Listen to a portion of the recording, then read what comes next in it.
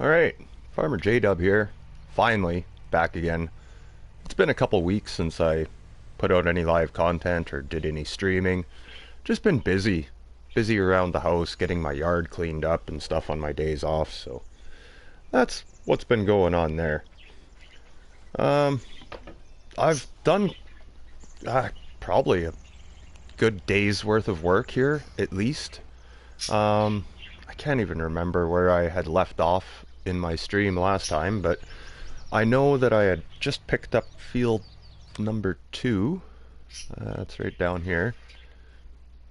And I put triticale in there just to, I don't know, it's not really a useful crop for me. I can't feed it to my animals or anything, but we're going to go ahead and get the straw off there. I just wanted to see what the yield was going to be like and what it's really all about, that one. I don't know. It's kind of like wheat and rye. I can't see the yields being too far off of wheat or whatever, so we'll just see what we get there. What else do I have going on here? This is... I must have put rye in there. Okay. Well, I got some rye in here. And I've got triticale there. We got a corn crop to harvest. We've got canola to harvest. And I'm gonna get a little bit crazy. I did this the other day. You'll see in a minute when I get there. Oh, I guess I locked up the compound last night. I didn't want anything going missing, so all the gates were shut, all the doors, all the shop barn doors, everything was shut up, so better not be missing anything today.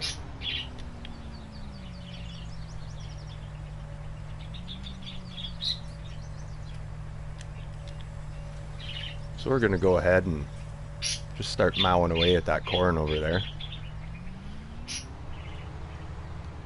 Oops, I guess I should watch where I'm going first.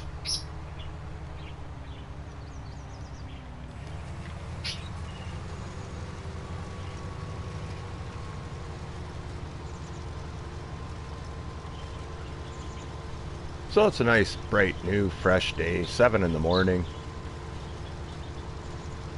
We get a bunch of stuff here done today. We've got, yeah, like I said, corn, canola, triticale, and a little strip of rye where the potato field used to be. So that's what's going on there. Why does my yield look so crappy through here? Sure, I fertilized everything. Oh no, it's alright. I guess everything doesn't yield exactly the same, so it is getting on time where I'm probably going to have to start doing soil sampling again. These fields are, at least the first 2 are probably going to almost be at that time where they need it. Yeah, like the data's going to be outdated and you're just going to have to go and take soil samples all over again, but that's fine. I don't mind doing that.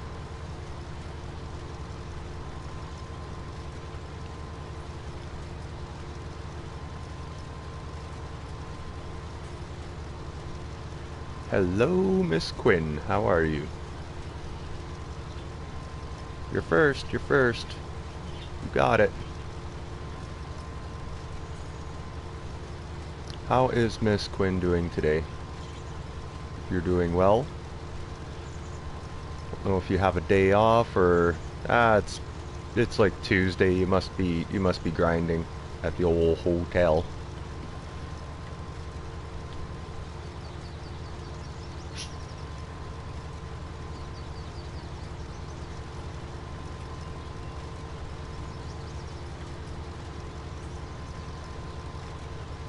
So yeah, finally getting some streaming time back in. I'm pretty sure it's been like 2 weeks now. So a little bit of a long gap in between my last stream and this one, but like yard work, it's just got to get done at some point. You can't just ignore it all the time. And we had some nice days when I had days off there, so I had to get yard work done on those days. It was just too nice to pass up the entire day when, you know, it's fall. I gotta clean up the yard before winter and get everything put away, and you know how it is. But now that that's all done, I don't have any work to do outside anymore. It's getting, oh boy, she's getting frosty here overnight. I can't remember, it was yesterday morning I woke up and it was -6. So everything had a real heavy frost on it. Same with the couple days before that. Mostly because it was really nice out. Like, Halloween night was beautiful here. Not a cloud in the sky. Sure, it was cold, but it was beautiful. It was clear. You could see all the stars. It was a wonderful night. Same with the day before that. The 30th and the 31st were stellar days. Like, not a cloud in the sky for 2 days there. It's really nice. Today it's kind of back to the normal, what I expect. Cloudy, not socked in cloud. It's not like right down to the valley floor or anything, but it is cloudy. It's high cloud, but no blue sky today. No blue sky for J-Dub. Although in the game it's nice and sunny. That's fine, I'll take that all day.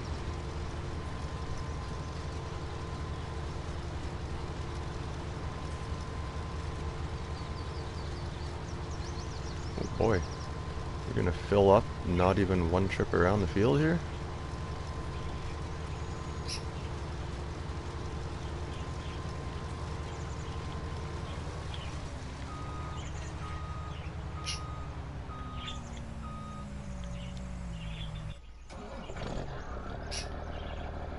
Oh yeah, so I was telling Germany G, or I was mentioning it in, I think it was Rusty's stream.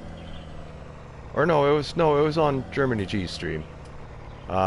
This tractor, this is the one I'm talking about.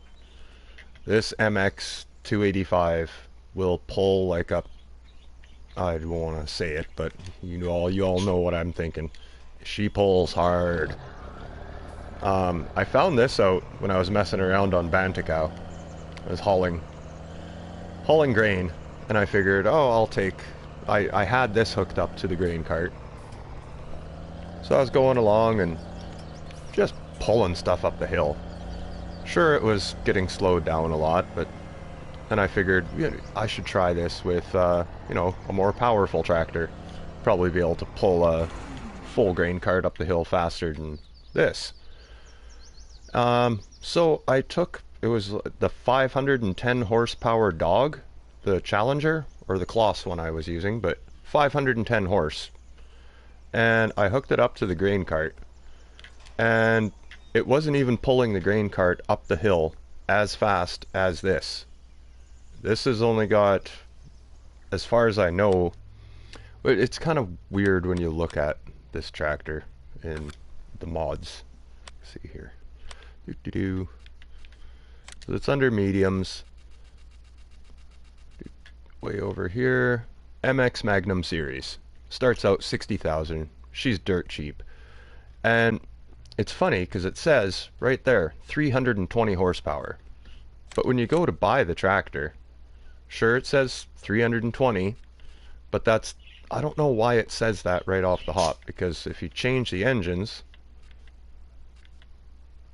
where is it? Oh, there it is. See, it's at the MX 180, which means it's only about 240 horse. Then it goes to the 200, the 220, the 240, 70, 85, and then back to 180. But the 285, that's the one that has the 300. Although it changes, it says only 285, which I don't understand this, but like at first it said 320 horse, but now once you go up to the 285, it says 285 horse. I don't know if it's still 320 horse or what the glitch is with the power, but this thing has got all sorts of power. And yeah, it was pulling it up the hill faster, like a full grain cart up the hill faster than the dog with like 510 horsepower. And I was like, I tried so many different tractors out. I was like, you know what? Mess it up. And I put in a whole bunch of money and was like, let's see what is the best at pulling everything up a hill. And it's this thing. This is like the best.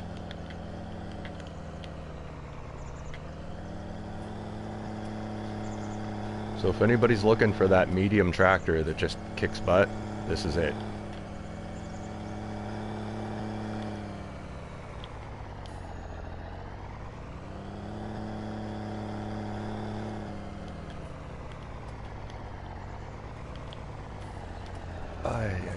I'm gonna get wedged in here probably.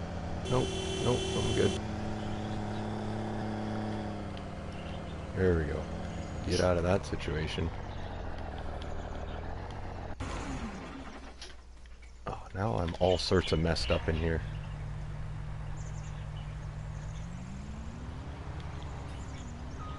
I don't squash my crop or anything, so...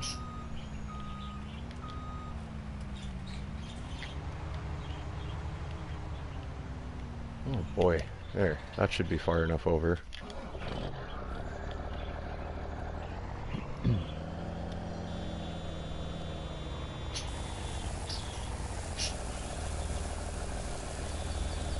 A little behind in the chat here. There, J-Dub. I'm new here, checking you out. Oh, cool. Alright. 80 Gaming. Thanks for stopping in. That's awesome. Getting a couple different new viewers here. Always like that. This is my Bantikow 500 challenge. So I've got all the animal pens are on this map will hold 500, and that's kind of a part of my challenge is having 500 animals in each one of those enclosures. I set up all the rules, I think, for the challenge in Rusty Money's Facebook group. I think he shared it to his Facebook group page for challenges. Jeez, I had to spit that out there. Yeah, it's there was a lot of things for kind of like rules and this and that, what you're allowed to use, take, borrowing equipment, whatever. You'd have to go back and look at the rules. I can't go over all of them again. I probably forget a couple of them by now, but you can't sell anything. You can't borrow money. You can do contracts as long as you have the equipment for it. That was a couple of the rules right there for sure. Oh, sorry, Gage. I never really think of turning this on to a multiplayer game. Geez, I should do that sometime, because really there's not too many for mods on here, except for like basically all the packs that you bought, or you got the season pass. You get all those, like the Kloss pack, the Vernland, Vicon, Anderson group, all those. They're all on here. So this starts there. If you have all those, that's no problem. And I only have you can only have 5 different mods other than those paid for DLCs. So I think I have the forage storage by Missy B, the case tractors, obviously. What else did I put on? There are also the IT runner packs, and I think the wool pallets, egg pallets, stuff like that. But hey, Blair, how are you? It's a nice little like good stream there last night. ATS. That that last Terex that you had on the back trailer there, that looked really cool. The big earth mover, that was pretty sweet. I enjoyed watching that. I am doing good this morning. Okay, so actually what I'm gonna do, I'm gonna grab the other case for pulling the trailer. We're gonna use the 285 we're gonna get some mowing done. I got lots of silage I plan on making today, so we'll go ahead and start getting that going. Let the harvester do its thing.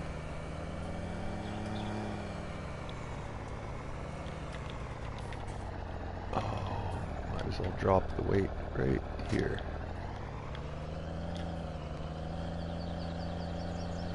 And I think my mower's in the last shop here.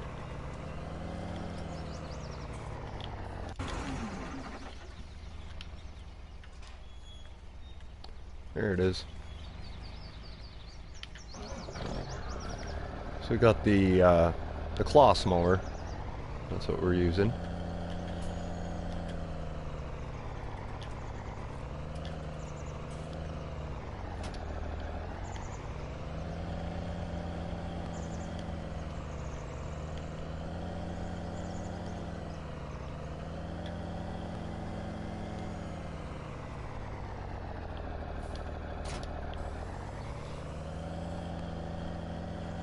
Alright.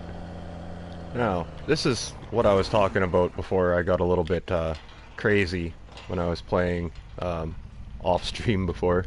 I did a whole day's worth of work and like a ton of contracts and stuff, so I did kind of get a little bit nuts over here though. Like, J-Dub, where are you going? You have map grass all around your farm. Yes, yes I do.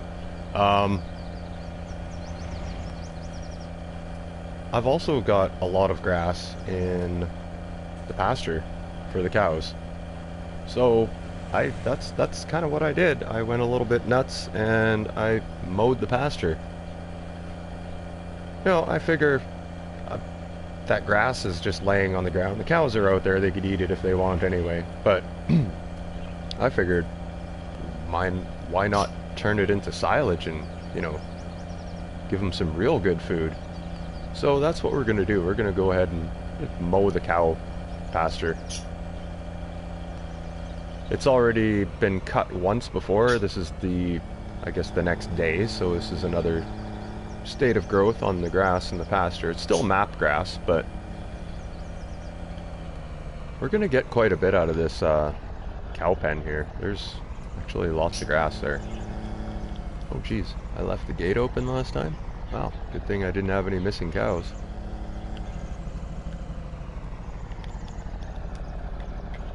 Yeah, she's been mowed once. We're gonna mow this all over again, and then we're gonna do our collecting out here.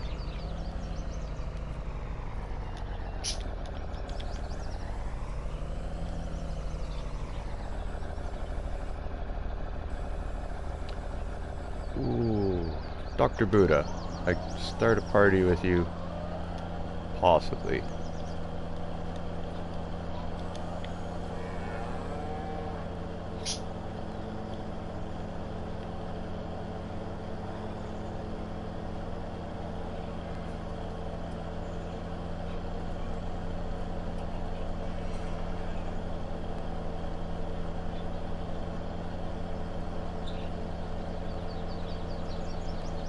We're gonna do at least a lap around here for right now.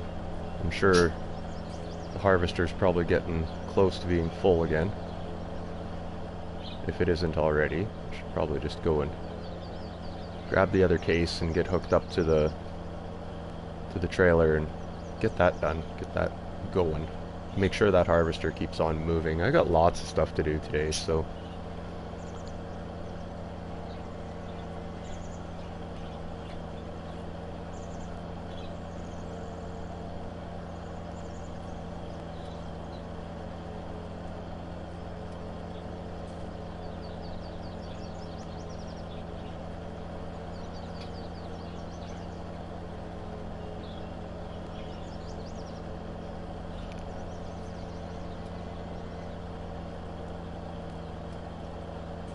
Yeah, there's a lot of map grass in this pasture here, which is gonna work out pretty well.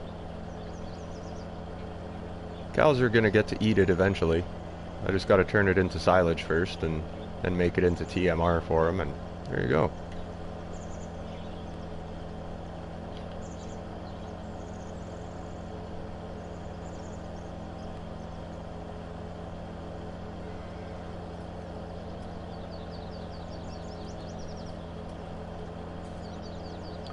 Tom, moin. How are you today? It's been a while for me since my last stream. Glad everybody's popping in, stopping in. Much appreciated.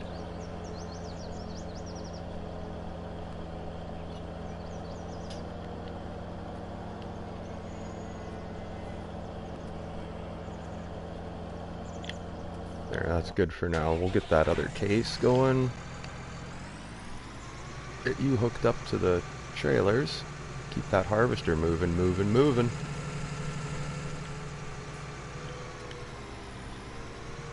am I going? This way.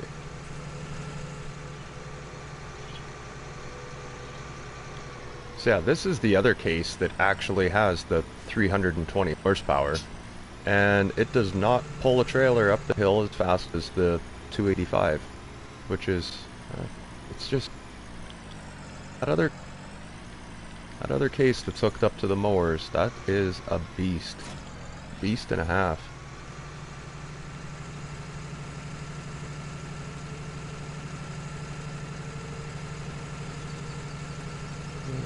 Okay, what is going on here?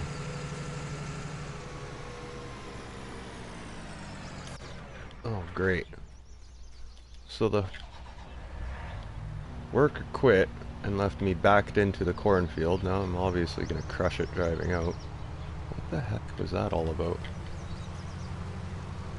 I guess I need 2 headlands for the guy to turn around, obviously.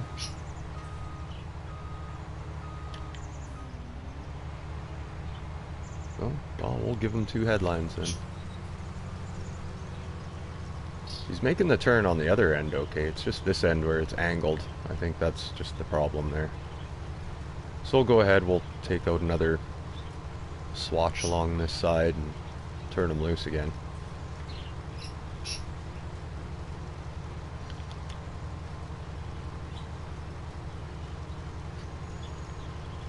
I am on console, Blur. No PC.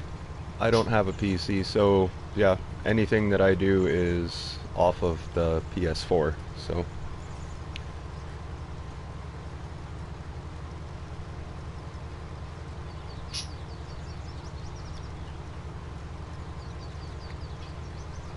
Gonna have to go around probably after the harvesting. I always do it after harvesting, but go around and buy some animals for each one of the enclosures.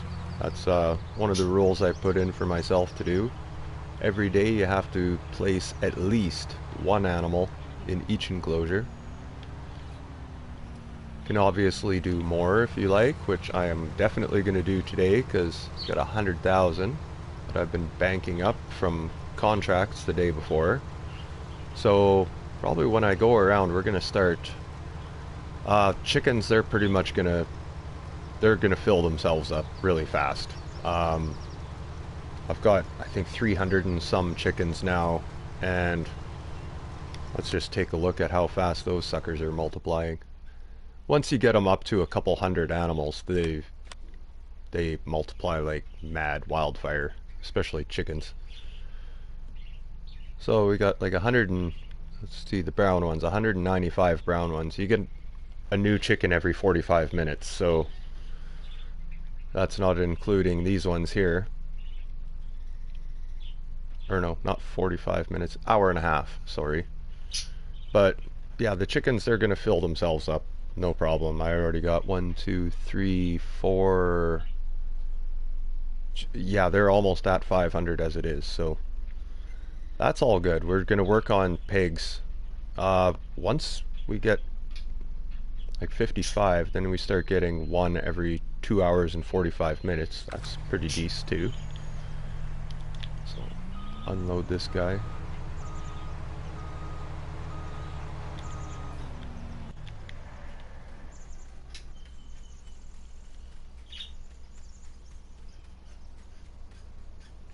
So the animals are starting to move along pretty nicely. It's just the cows is going to be the one that takes the longest. I'm going to have to start buying more cows than, say, sheep or pigs, because sheep are not too great for multiplying either, until you get them up to a certain number, but we'll definitely start increasing the animal situation here lots.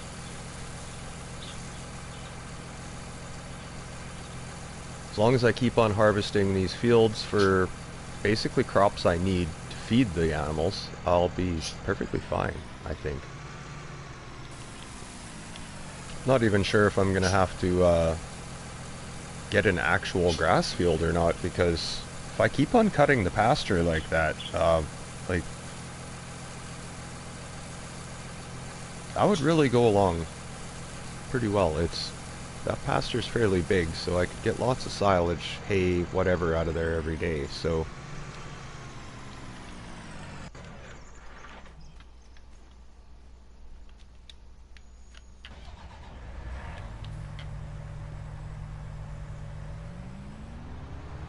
Okay, I'm sorry, but I don't know who Dr. Buddha is.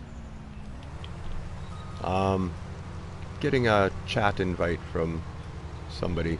I don't know who it is, but like the game name.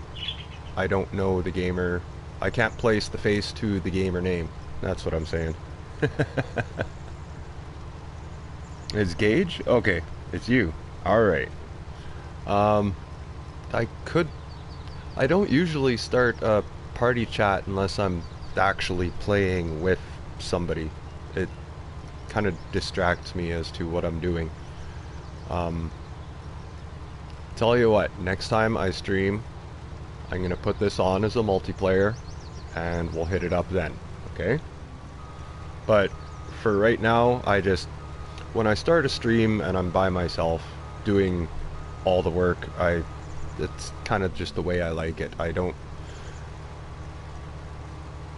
Sometimes I get just flustered up in my head, and answering questions, trying to do things while I'm farming doesn't work sometimes.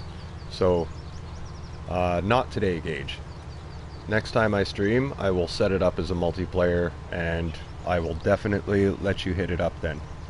Does that sound alright with you? Alright, cool.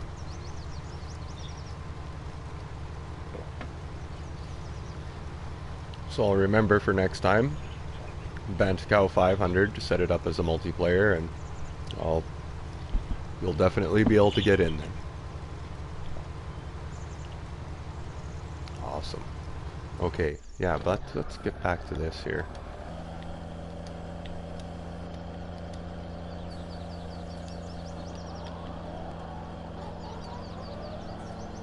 Well, we're gonna end up with, this is gonna be a good amount of grass in this pasture. Wow.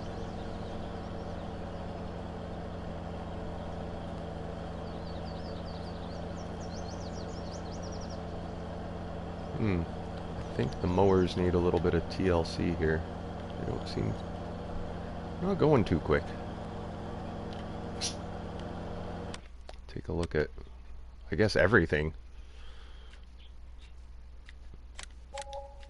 Oh, the weights need repair.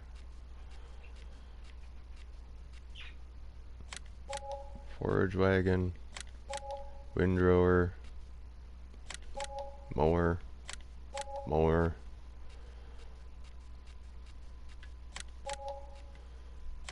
Oof. Yeah, I got a lot of stuff that needed repair. I got twin cultivators now, so I get around doing some cultivating a little bit faster. Wow. Everything was a little bit worn out there. I must have forgot to check the status of everything last time. After a full day, I don't think I repaired anything last, obviously. Well, I don't have 120,000 anymore. All my repairs took care of a good little whack of money.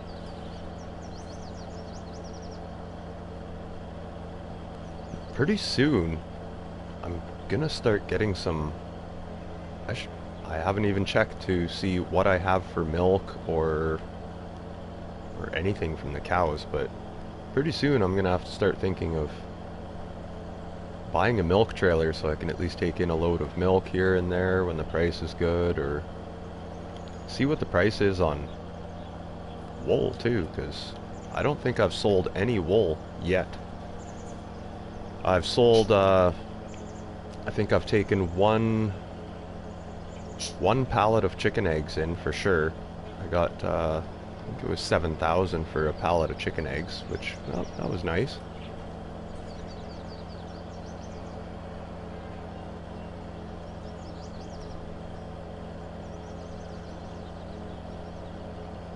But pretty soon I'm gonna probably have a good 20,000 liters of milk or something. I don't know, I didn't even look. I'll have to check and see what the heck I got going on with my animals. I've been busy, you know, collecting crops and grass and silage, hay for everything, but I haven't taken any of their products in yet, so I'm gonna have to see what is happening there. Well, that harvester is almost full again, so we'll get turned here and go take care of the harvester, and we'll see what I have for wool and products, animal products. There we go.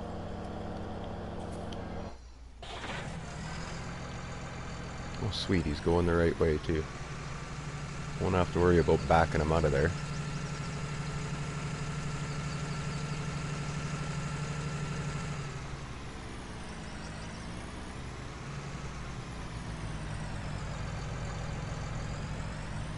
I think precision farming is turning out fairly good on this map. Like, this is going to be 40,000 liters of corn already. This isn't a very big field. Probably going to get 60,000 plus liters at least off this little field. So the precision farming aspect of it is definitely, it's paying off, I think.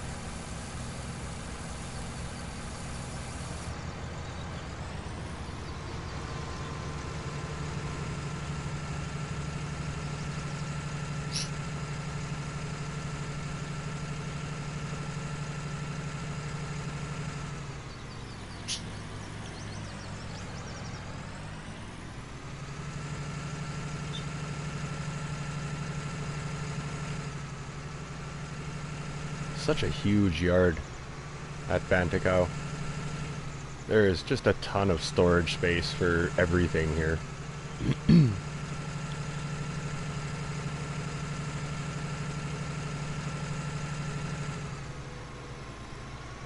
And the bunker silos, they're included in here. Pretty much everything except for that forage storage right in front of me. That I put in.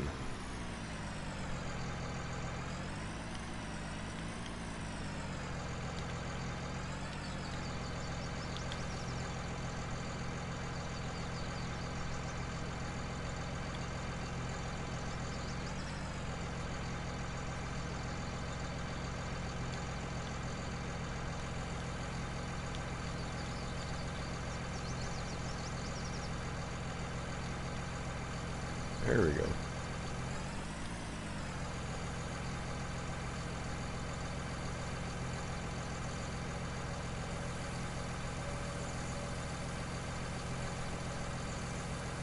Well, that'll keep the pigs happy for a little bit.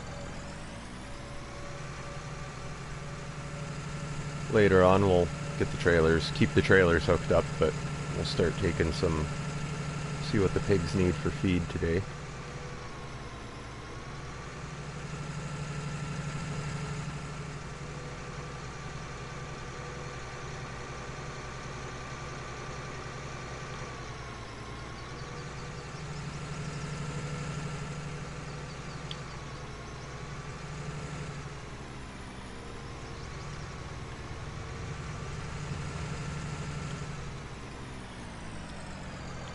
Okay, let's take a look at the animals here. Whoops. Oh, hey, we got 42,000 liters worth of wool. That's, well, pretty sweet, actually. Cool. And we got 16,000 liters of milk. Not bad, not bad. Pigs were getting some manure, some slurry. They're moving along though. Chickens, oh yeah, we're gonna need to feed them. Everything else is looking fairly decent though. We'll do a little tad bit of cleaning up as we go around later, but for the most part the animal pens look like they're all pretty well fed. There we go, spit that one out.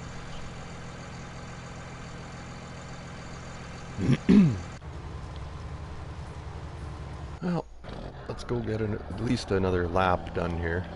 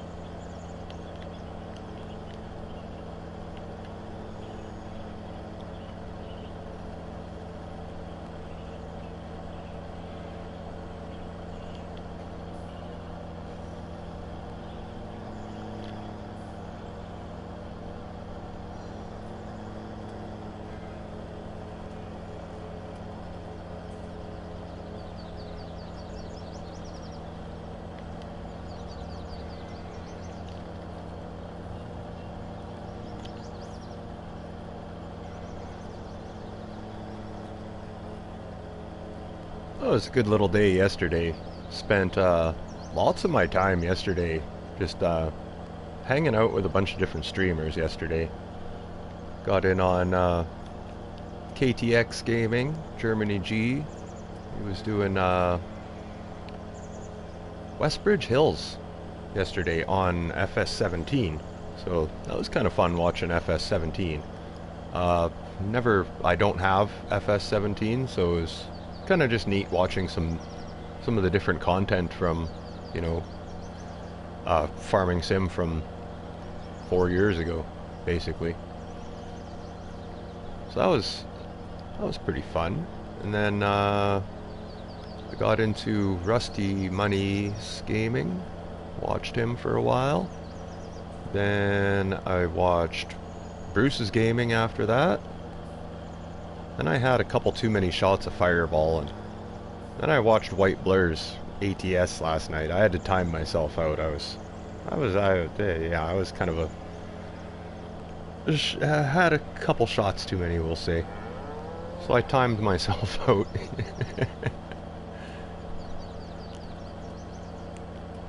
But it was fun.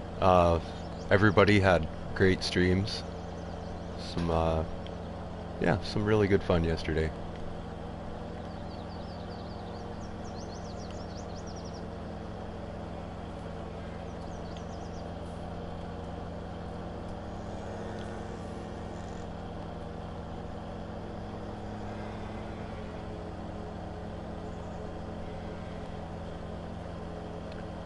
I am good, Funny Bone.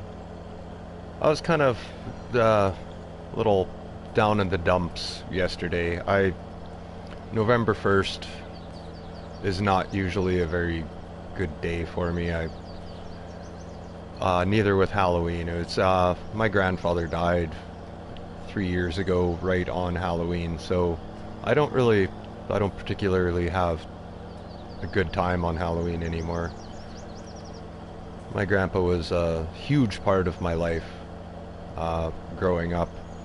We did lots and lots of things together, and it just kind of hurts on those days. Yeah, so I decided not to stream yesterday. I just wasn't feeling motivated for it, and I was just kind of sad and down.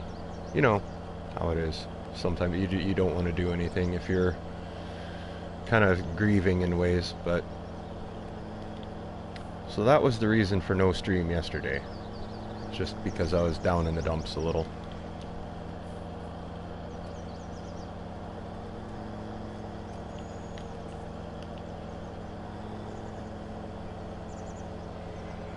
Oh, I just want to get this mowed before I go worry about the harvester. There's only a couple more turns to do here, so might as well just get this done. It's no problem, Funny Bone. It's alright. Thank you, though. Maybe by next year, you know, the hurt won't be so bad and I'll actually go out and do something for Halloween. But, like, there was nothing to do this year or last year, really. Like, I barely seen kids out trick-or-treating, or is just, it's been strange, definitely, for the last 2 Halloweens. Sure, there's those fools that throw big house parties and get, like, you know, a couple hundred people together. They're just effing idiots, is what I think. You know, you're not supposed to be having big parties or anything. This is still a pandemic going on, but try to tell the young partiers to not party. Just they don't frickin' listen anyway, so they just do what they want, which is still too bad that ignorance of younger people is still a problem.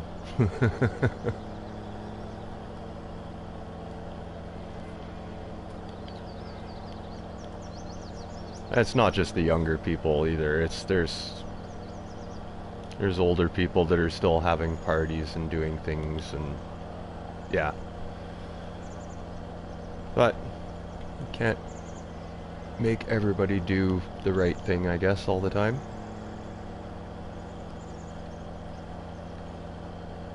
Hey, Bruce. How are you? Thanks for stopping in.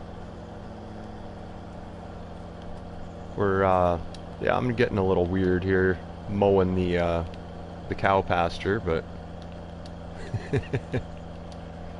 oh, come on, turn off. There you go. Get that folded up. Fold this so I can get through this gate. Oh boy, why was the collision like that? Huh. All right, well, whatever. We'll do a little mow over here too. First we gotta take care of this harvester, obviously. He's full. And of course he's facing the wrong way.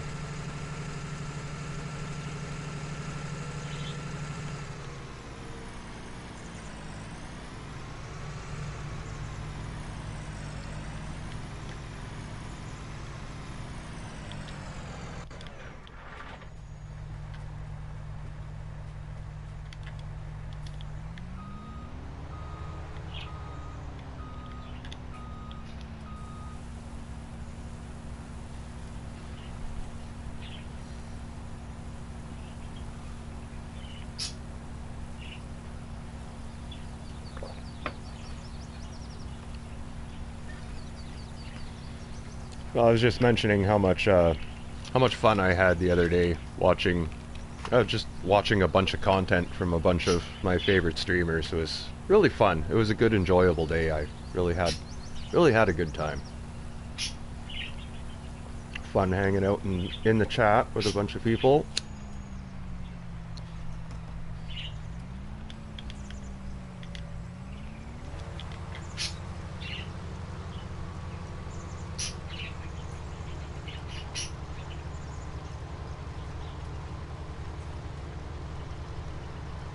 I might as well just finish this field myself and get this the heck going.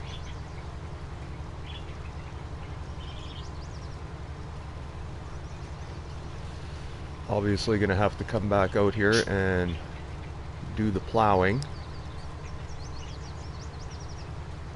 After corn, you gotta plow.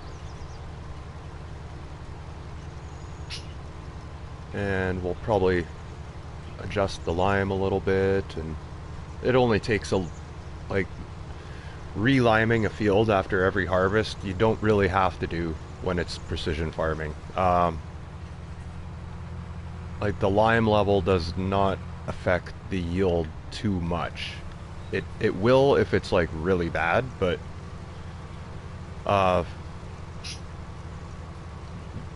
the amount of lime required after each harvest it's pretty minimal. So you can get away with like say like 2 maybe 3 rotations of crop before you should re-lime it. But you can do it after every harvest. It only takes basically a sprinkling of lime to recorrect that field back to 100%. But we'll get out of the tractor, we'll take a look at what the field says. It's probably not down by very much. It probably stays good still. Not perfect, but it'll be good.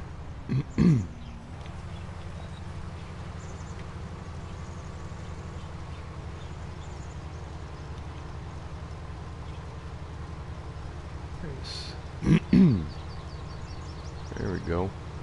Got all the corn done.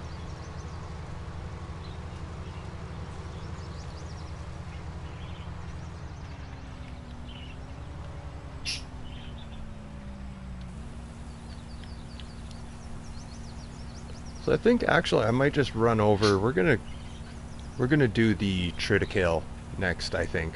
Just because. I've only had one crop off of field 2.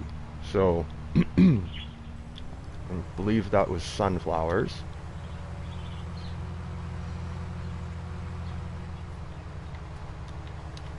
But this is my first crop that I've planted on field 2. So we're gonna go give field 2 some love here right now.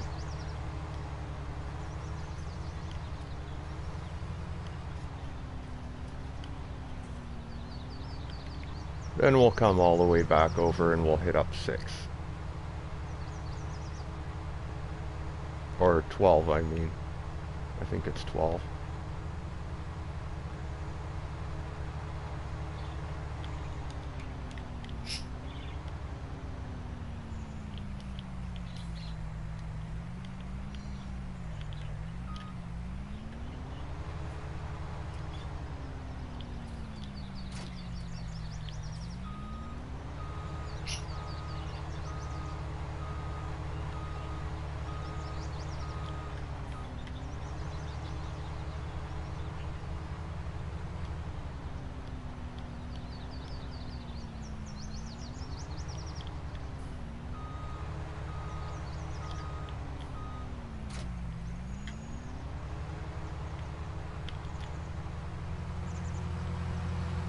Oh, no, I can't go that way or I'll squash my rye field.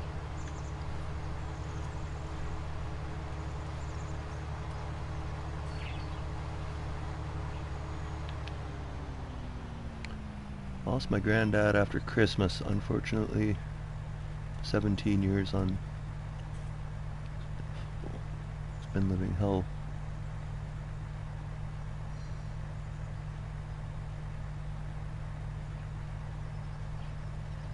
Jeez, I'm sorry about that. Ado.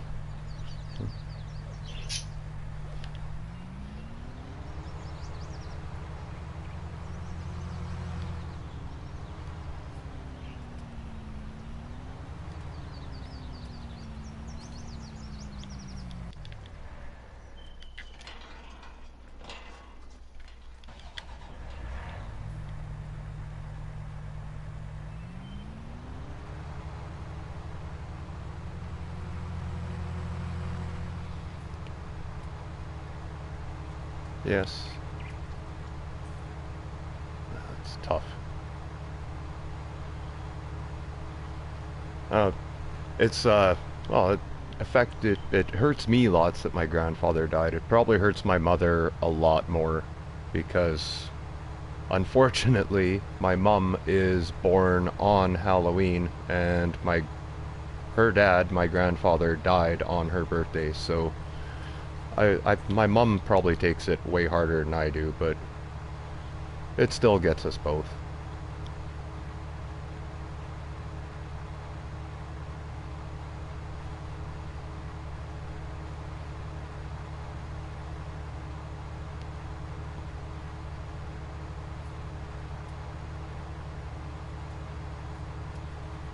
Alright, there's my triticale field.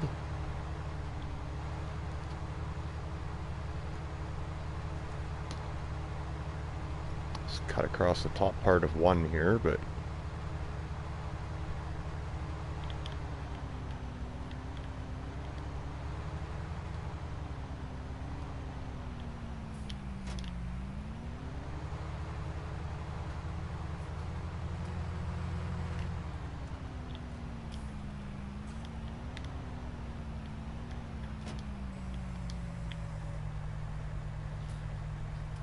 alright, let's get the straw swath on.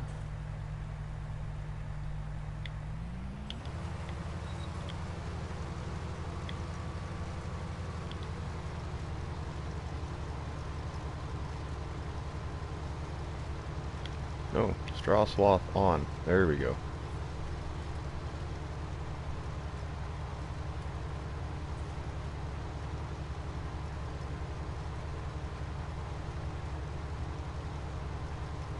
Looks like a pretty decent straw swath coming out the back. This field should be pretty much perfect, like lime levels, fertilizer levels, everything should be perfect on this, so this is max yield. I'm still trying to figure out if precision farming increases the amount of straw. Like, it definitely increases the amount of yield for crop. I'm not sure if it produces more straw than just like base game. I'm gonna have to go on a map somewhere and just play around, do some testing. It's been a while since I've done testing on Farm Sim.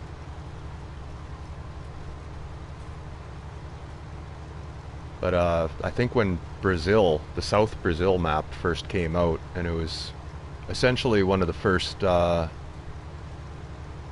maps that we had rice on in FS19, that when the rice came out, I had to go see what was going on there.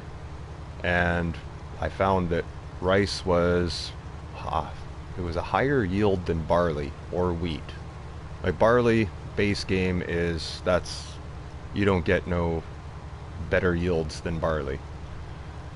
But I did find that rice was actually yielding more than barley on that South Brazil map. So this little testing I like to do when different crop types and stuff came out. Like black beans, there was pretty much no difference in yield from black beans to soybeans. They were pretty much dead par even. So sorghum was another one.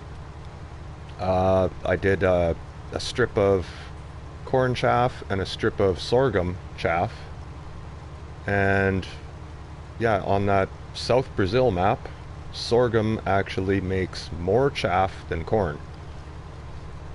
I don't know if that holds true on all maps that have sorghum, but I can't see why it would be any different from the South Brazil map to any other map that has sorghum right now. So I believe sorghum beats out corn in chaffing. Oh, yep. I should have been watching. All right. Well, let's go dump this corn in the silo and get the heck over there and grab this triticale. I haven't done any tests for triticale and rye. I think triticale and rye would probably be pretty much the same yield.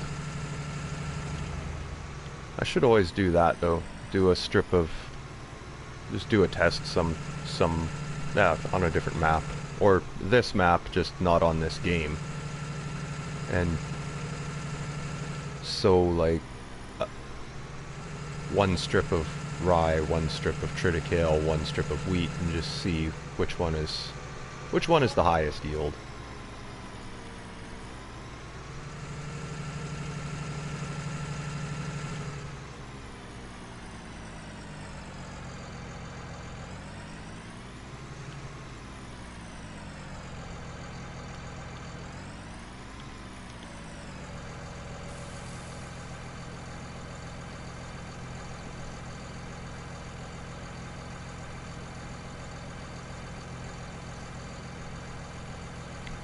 Aiden?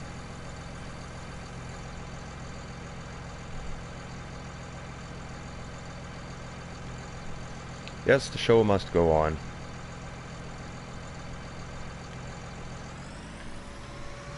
Sometimes, as tough as the show is, it still goes on.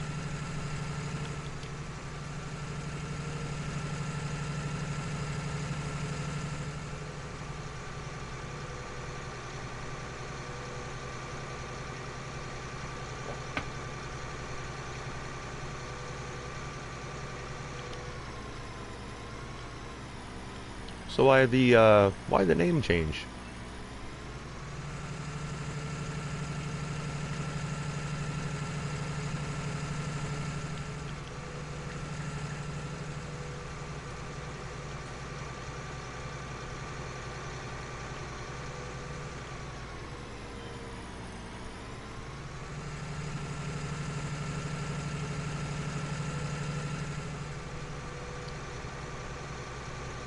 I'm gonna take just a quick little second here. Let me go ask Buddy here. How many fish have you caught?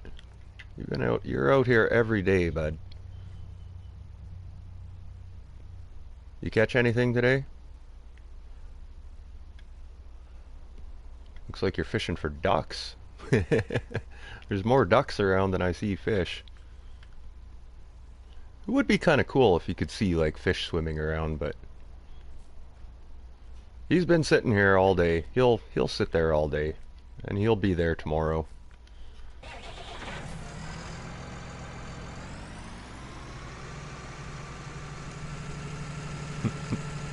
One of those little funny map features that you find every once in a while. Actually, there's another one when I get back to the other case with the mowers on it.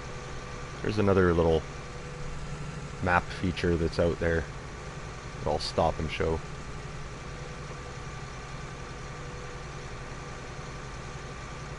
Oh, might as well take the long way around. I don't want to crush anything.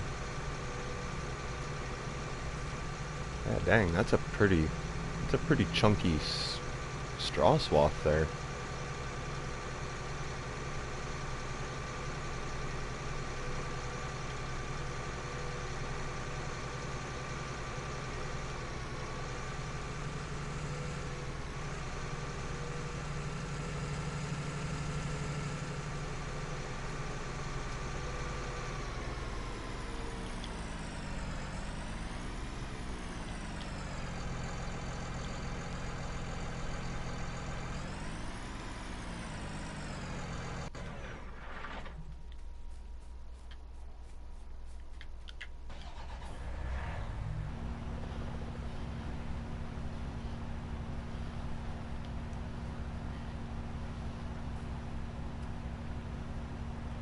Okay. I guess that works out pretty well. If everybody calls you Ado anyway.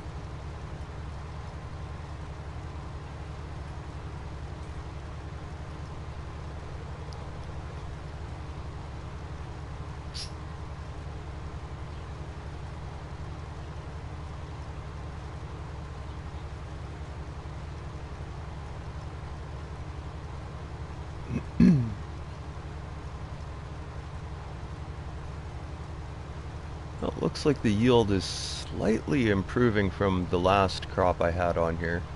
Looks that way anyway. Not quite as a dark yellow. A little bit of a green tinge to the yellow.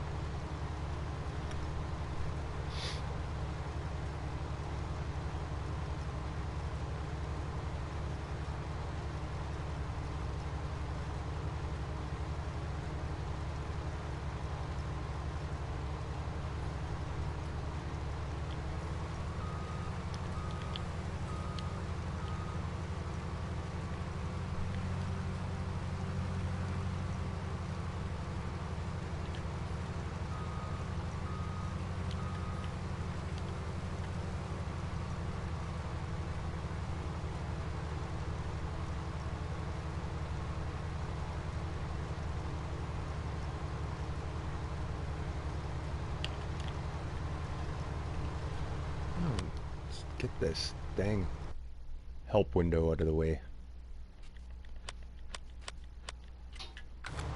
There we go.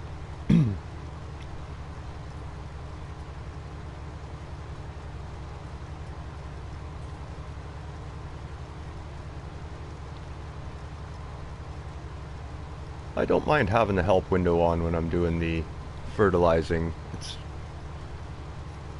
interesting to watch the level changes of fertilizer as you cross over different soil types. Kind of interesting watching.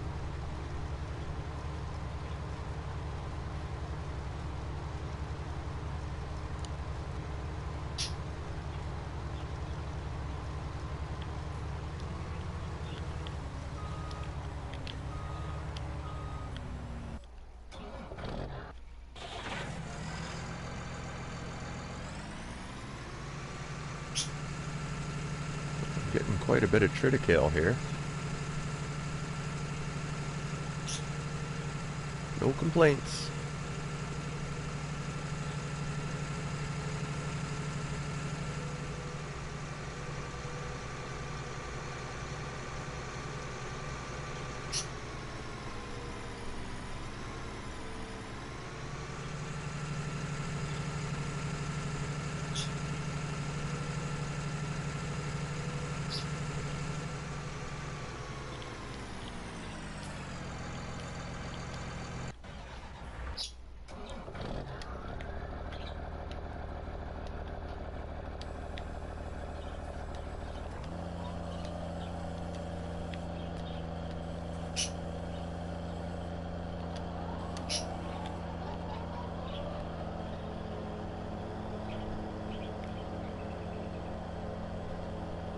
So right up here is one of those other little map features that I've found kicking around.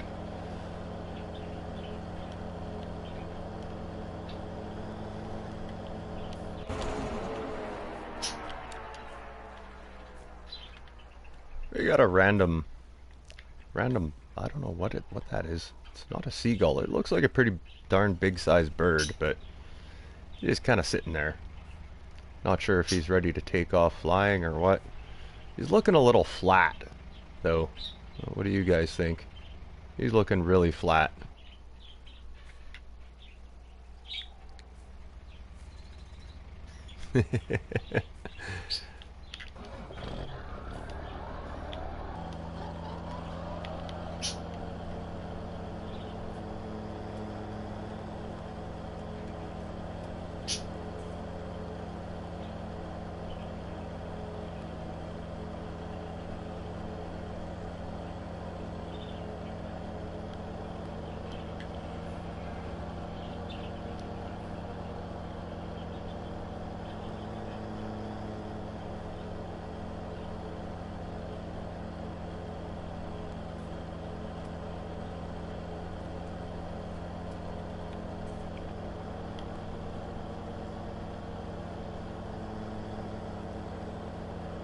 There, we'll just get that finished off.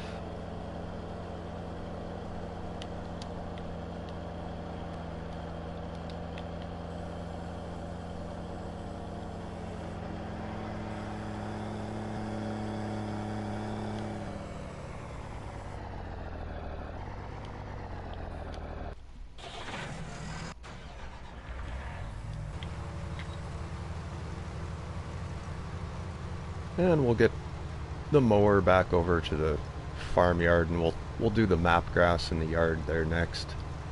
Then we'll get tedding and, well, not tedding. We'll get windrowing. So I'm going to keep it all as silage, I believe.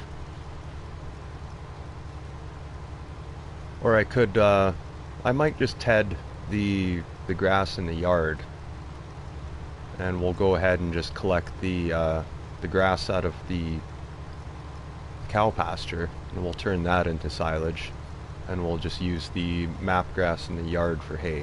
I think that'll work out pretty well.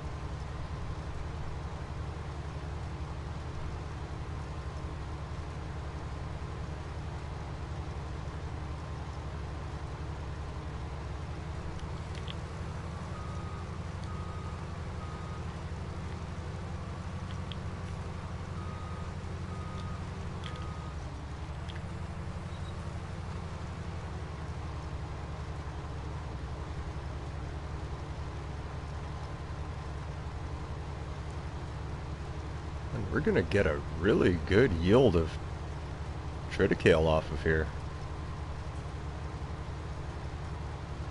It doesn't take long for me to fill up and get a load here.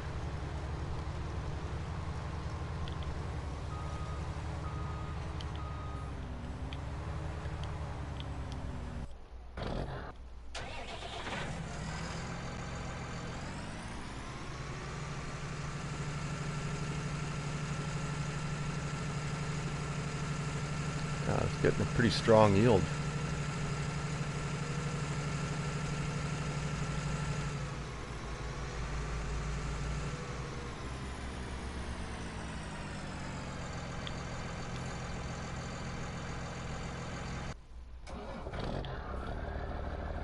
I'll get you a little, one more step closer to the yard.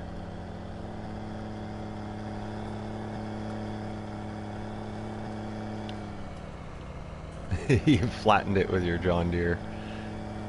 Yeah.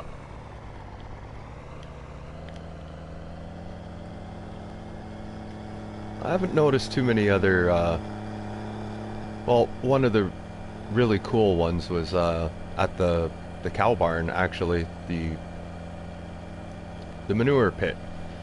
There's manure will collect in one of the pits, but there's a manure pit also beside the one that you collect from. That one has manure in it, but it's a big steaming pile of, you know what.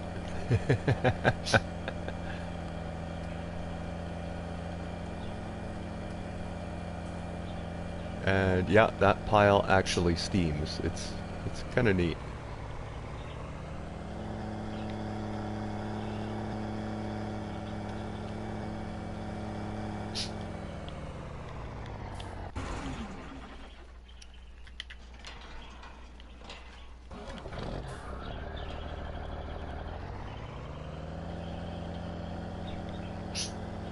Alright, back to the yard. Go get that harvester mowing away on the rest of that triticale.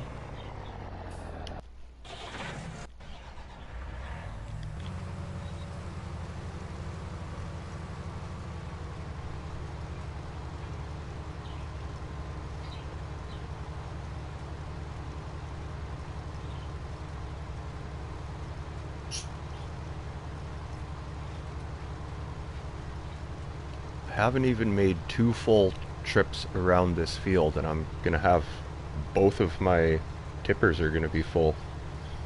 So yeah, really good showing for the triticale anyway.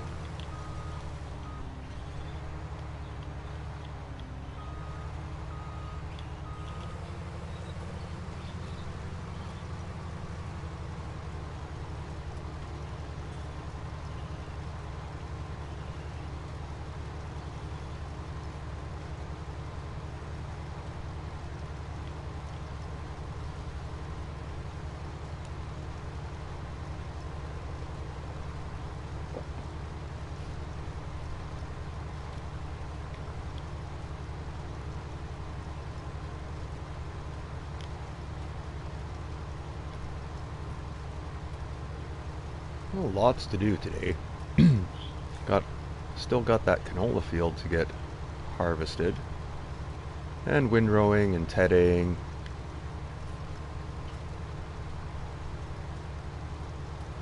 We're also going to have to come back over here and pick up all this straw. We're going to end up with a ton of straw off this field too.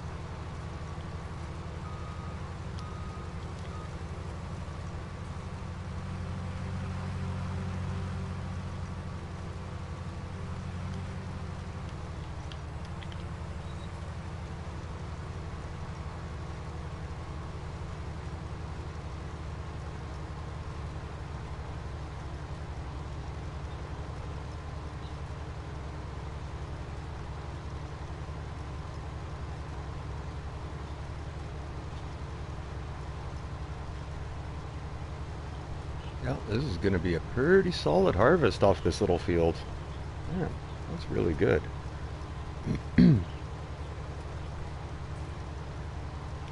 Unfortunately, the triticale can't be fed to any of the animals, but we'll make money off of it anyway. Be one of those crops that I'll just hold on to until the price is really nice and we'll sell it off. Actually, I can take a look in when I'm unloading next and we'll see what it's actually going for where.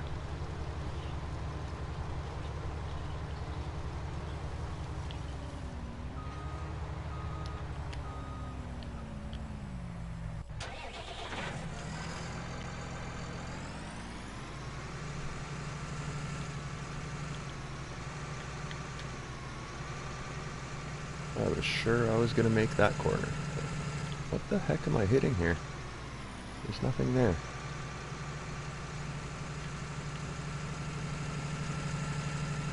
Apparently there's something there. God dang it. Come on. Get out of there. Jeez. Obviously there's something that is a collision in between those two trees. I don't know what, but it must be a tree stump or something that I just couldn't see.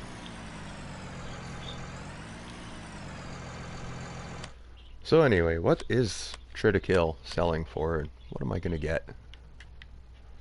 Down to the end. Oh, okay, which one was it now?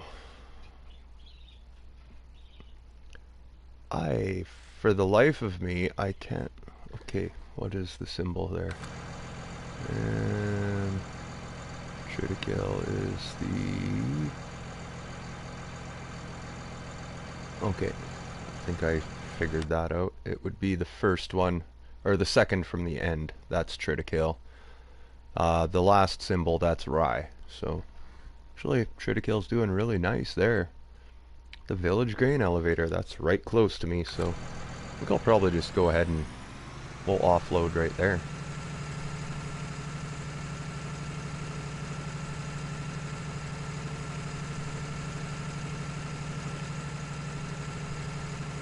So we're definitely going to get $42,000 for this load. It's going at just over 1,000 per thousand, so 42,000 liters, $42,000.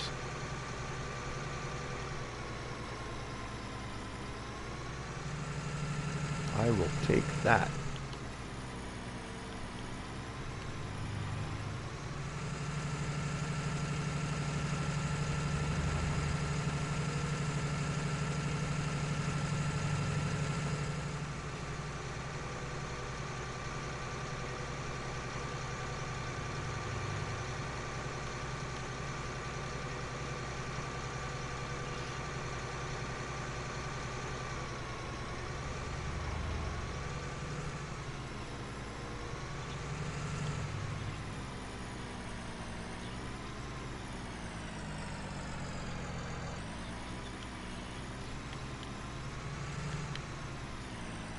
Whoops.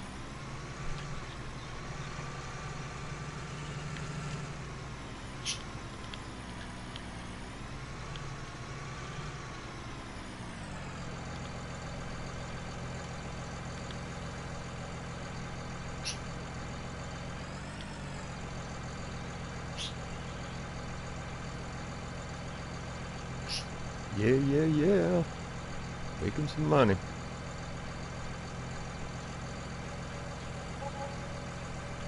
$43,707.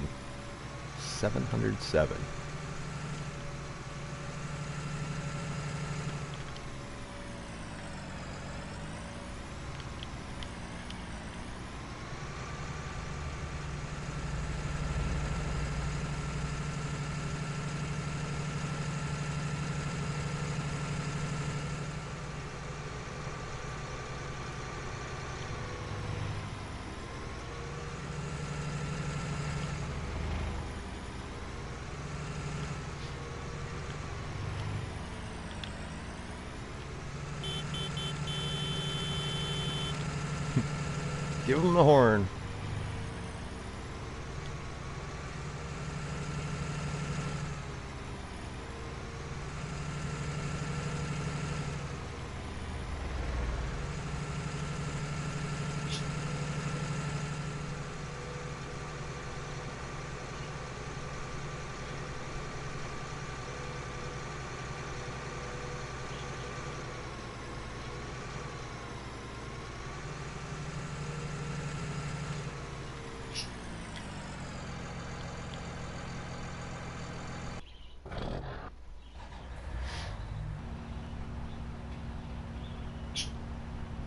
Whew.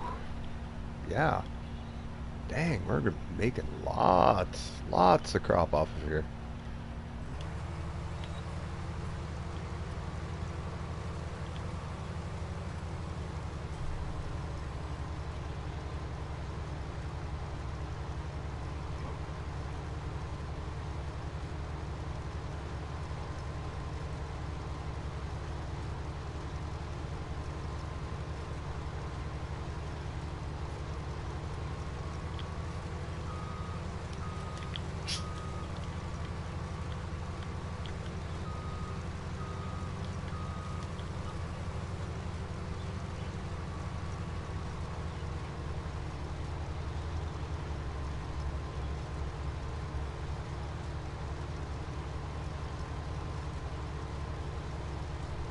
Boy, we're gonna get a lot of straw off of here too. Lots.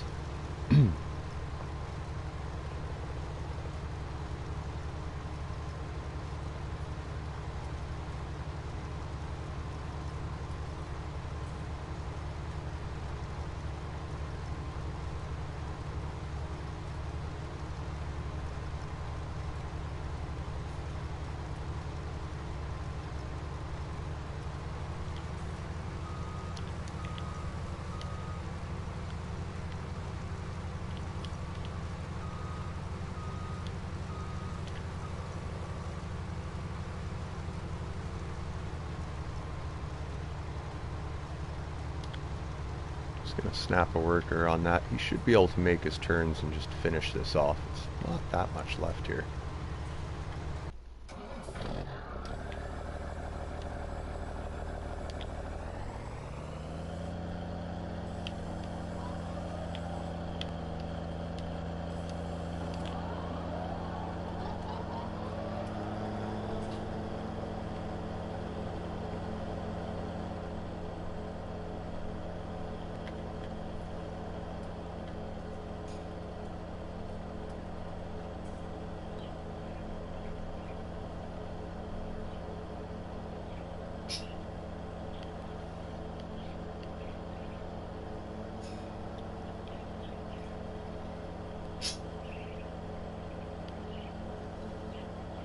So this is a double cut of map grass in the yard. It has been cut yesterday. Same with the cow pasture. It was cut yesterday too. So we're gonna get a nice, some good chunky windrows of hay out of this one. I think I'm gonna do this as hay, and we'll just do the windrowing in the cow pasture and collect that as grass for silage. And instead of bringing it back to the yard here, we're just gonna take the silage, or well, take the grass, and we'll fill up the silage clamp at the BGA instead. Since the BGA is a lot closer than the farmyard, that's what we'll use. We'll use the BGA clamp.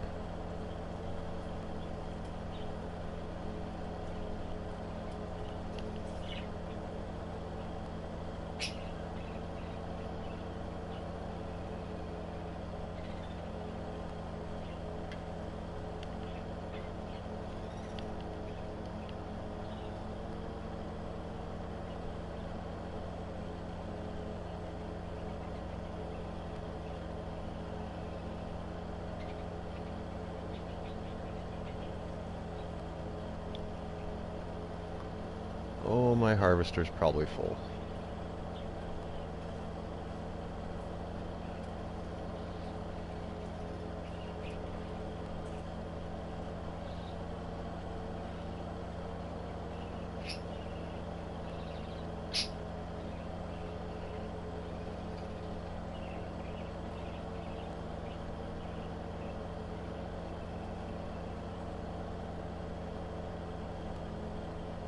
Oh, just about now. Be able to finish this pass here with the mower, and then we'll go worry about the harvester again.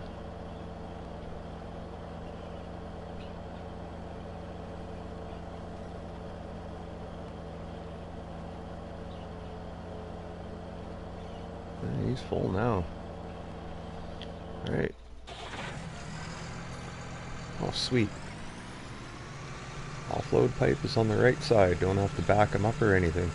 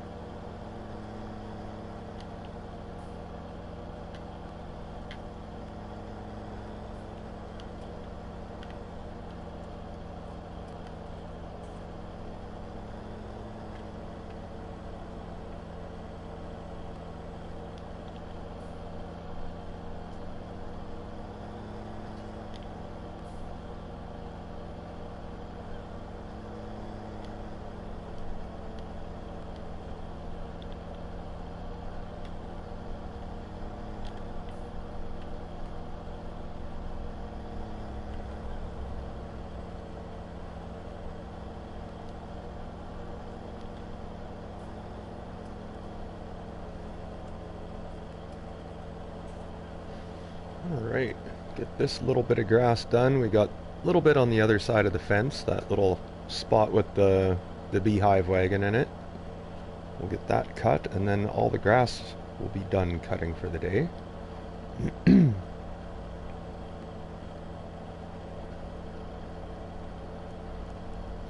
I'll do the tedding and windrowing after I get the crops all off the fields, I think.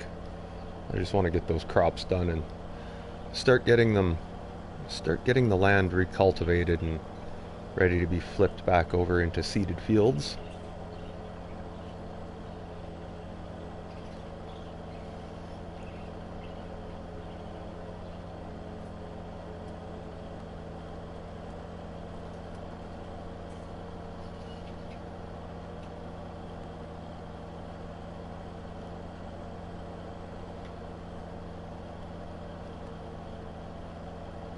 As soon as I'm done mowing, we'll just hook up the forage wagon and we'll get over there, start collecting that triticale straw.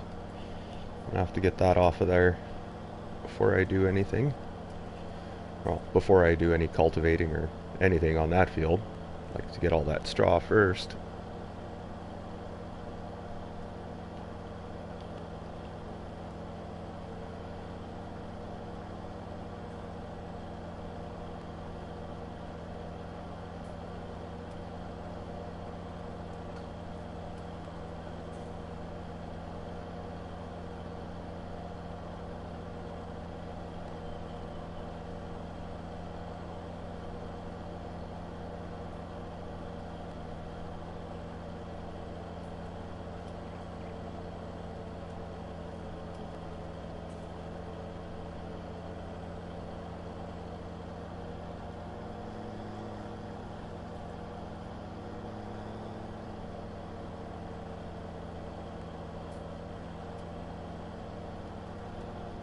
There, that's that.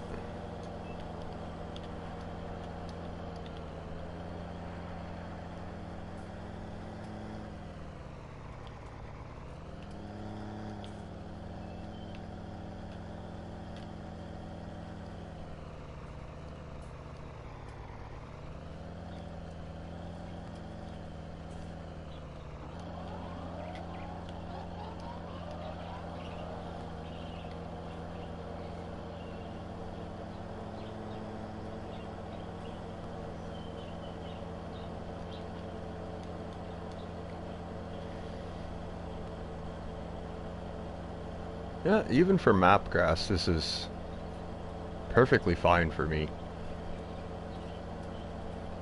Sure, I can't set a worker to it or anything, but for the amount of map grass I have to cut, it's not that big of a deal for me to be doing all of it. And it's, yeah, you could definitely get more grass, more yield if it was sown to a grass field, but this is perfectly fine. I may not even need a grass field. As long as I cut this every day, get some either hay or silage off of it every day, I should be fine.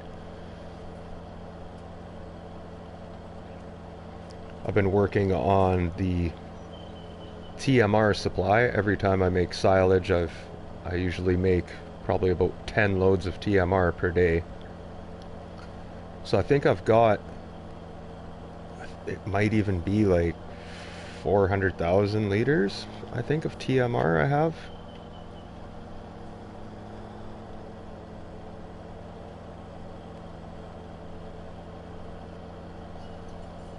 I'll be able to check that later at the forage storage, but I'm sure it's a couple 100,000 liters of TMR that I have, positive.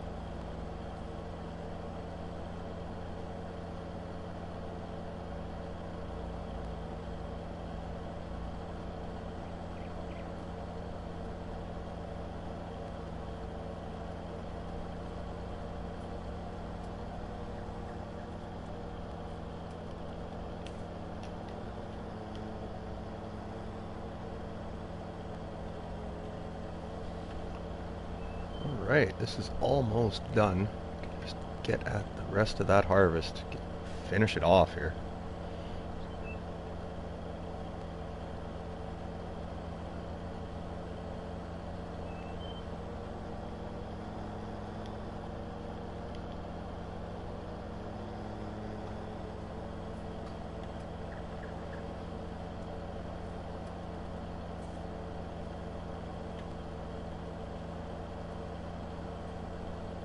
Well, at least 1.5 more passes.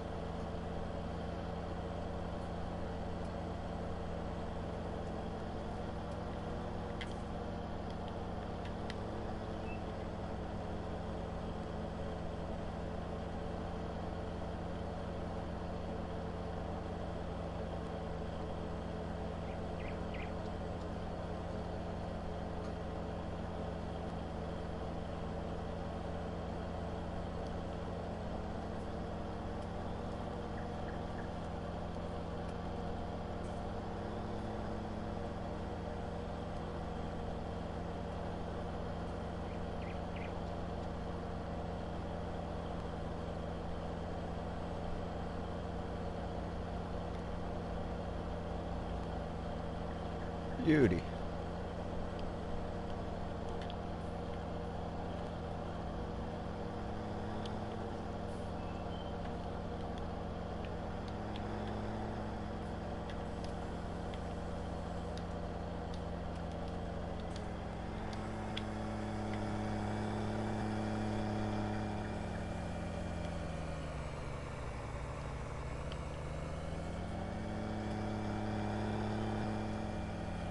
There we go. Mowing is done.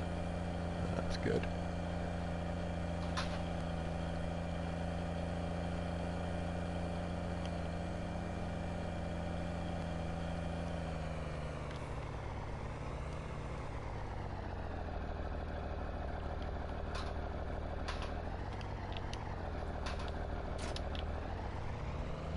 What's up, bird? You trying to tell me your food dish is getting low? Can't tell me that. I just filled it yesterday. My bird will grab his food dish and knock it up and down against the side of his cage. It's kind of his way of letting me know that, hey, I'm hungry, you need to feed me, but I know I don't need to feed him. I just fed him yesterday, and he does not eat an entire feeder full of seeds in a day, so I'm calling BS on that one, bird. I know you got food.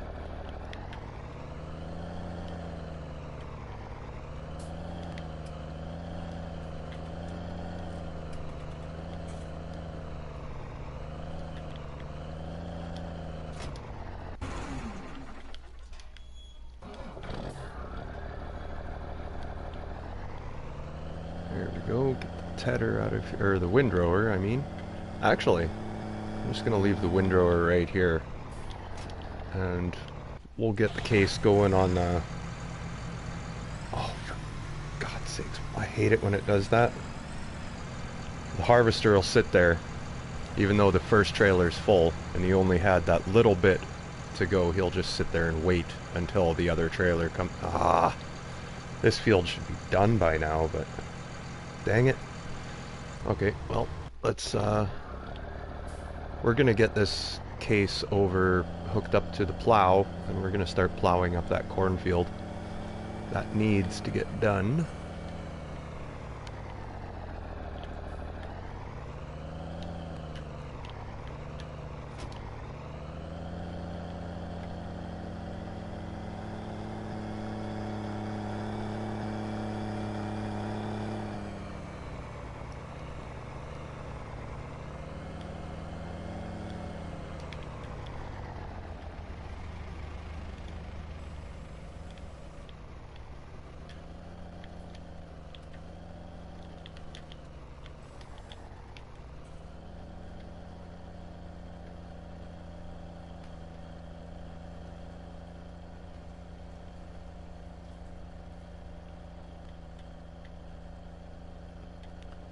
Alright, we're gonna just give him one headland here. I'm gonna set the worker on here at the top of the field, let him do his thing, and we'll come back and probably have to clean up the ends and a little bit in the corners, who knows. I need to take a little bit of a bathroom break here. Coffee's going through me.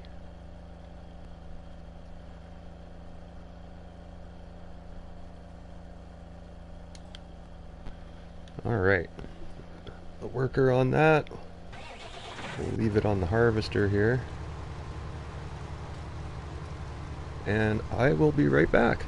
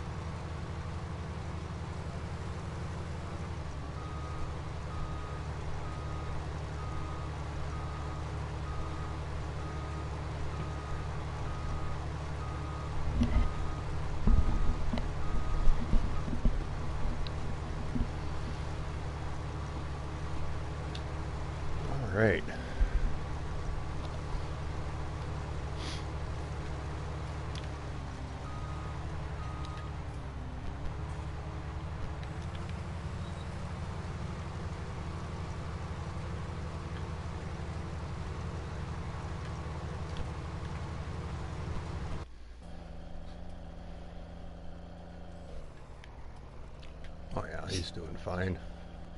Well, kind of. That's not the greatest turn there. I guess he needs a little bit more headland, I guess.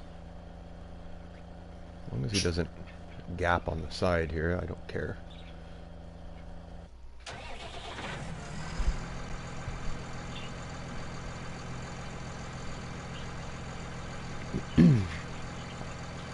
Unload the harvester as soon as he turns around.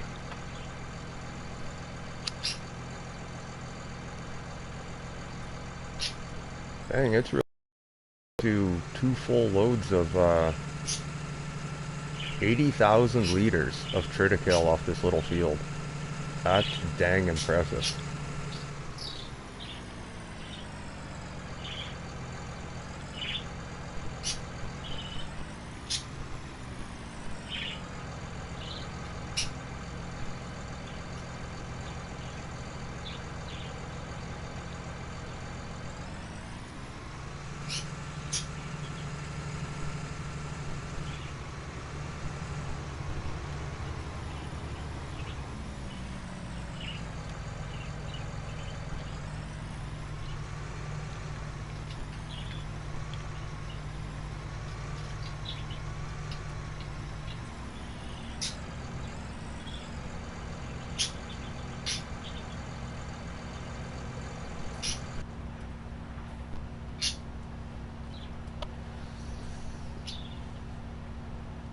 Uh-oh.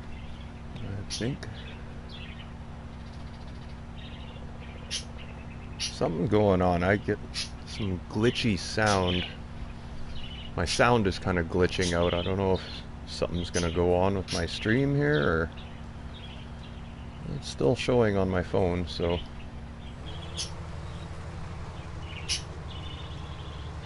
actually delayed on my phone by quite a bit, but well, it's still going, I guess.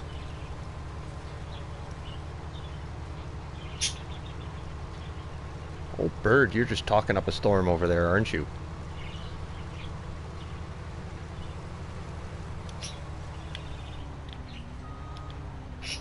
Flat. Oh, bird.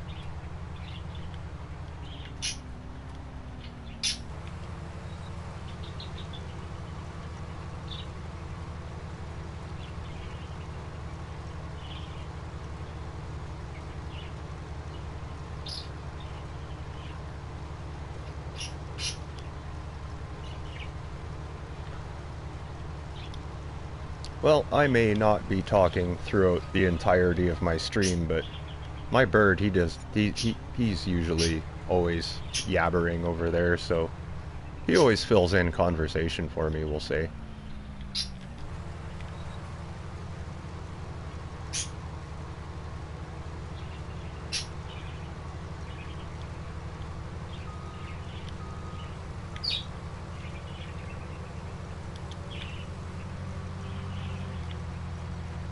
There we go. That is a triticale field done, done, done. And lots of harvest off of there too. That was impressive. We're not going to hit 42,000, but we're going to be pretty dang close anyway.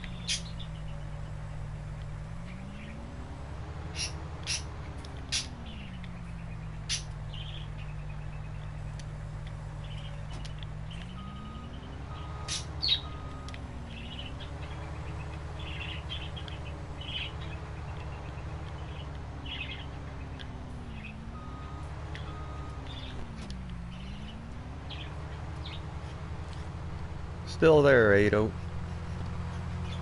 No problem. I'll probably be going for a good while yet. I still got that canola field to look after. Windrowing and tedding, collecting straw, collecting hay, collecting grass, filling up the silage clamp, animals to do. Boy, I got a bucket list.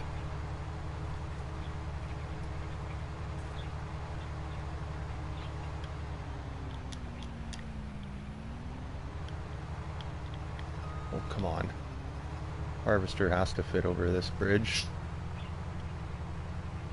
Kind of.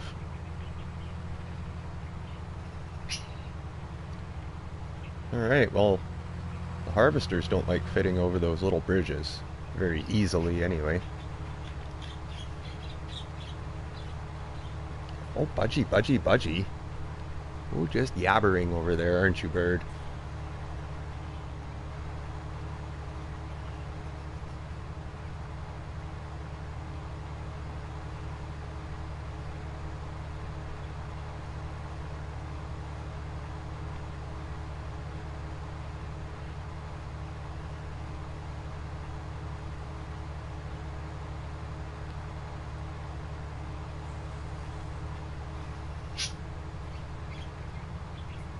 Oh, Jesus.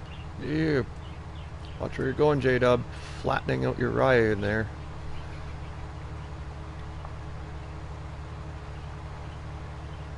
A little bit of crop destruction back there. Not a whole lot, but...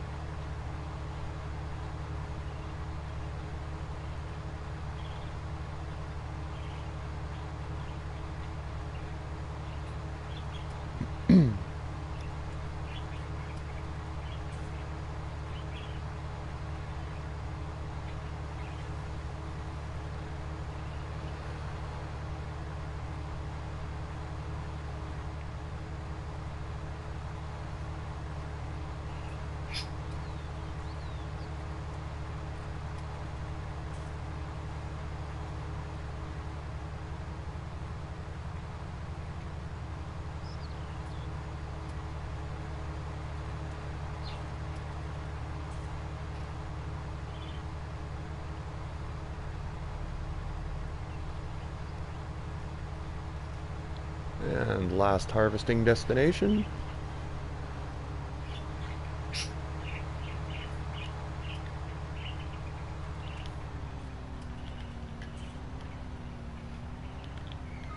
Really? There's a collision on that sign? Huh. Come on, make the turn. There we go.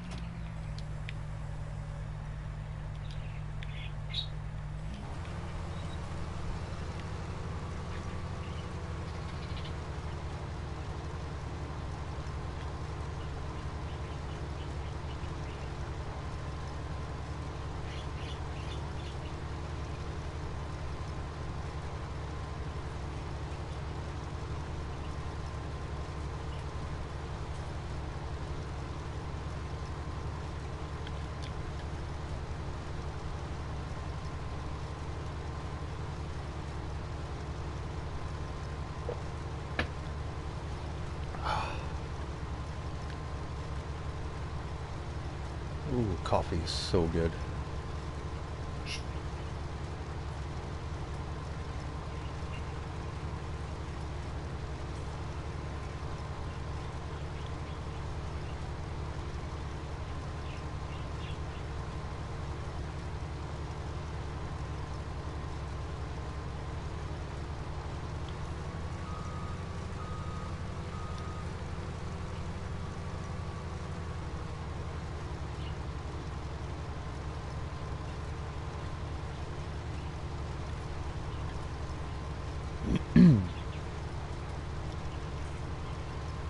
Get these headlands done, and then we'll jump back over to the MX Magnum, and we'll go dump that grain first. Then we'll go see what the Magnum is doing in that, plowing that cornfield up.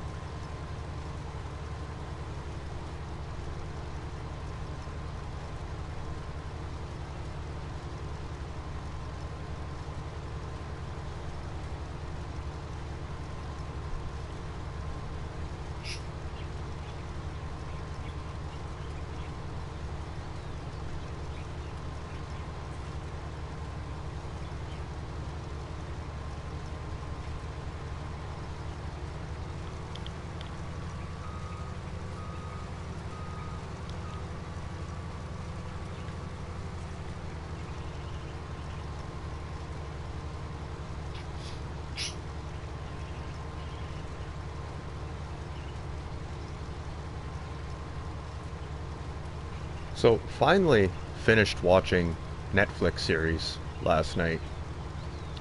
Me and the girlfriend, we finally got through the last 2 episodes I think we needed to watch of Squid Game. And that was some twisted stuff in there. Some really quite the Netflix series that one was.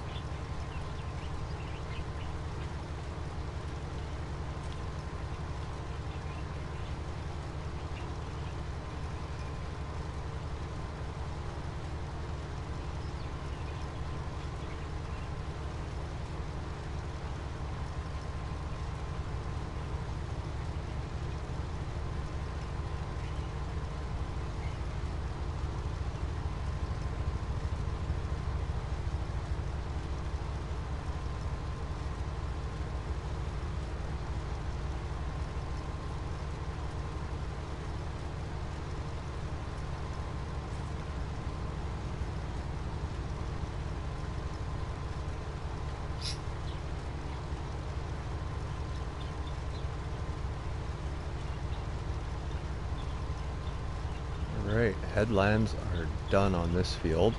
I'm gonna go start him back out in the squared off corner, and he should finish this field perfectly, except for that little spot at one end, which I always have to come back and get, but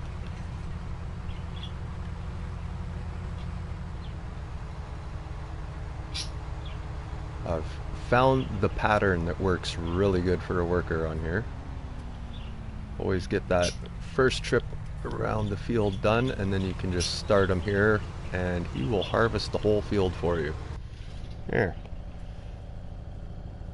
Well, what are you doing? Let's just go ahead and fix that.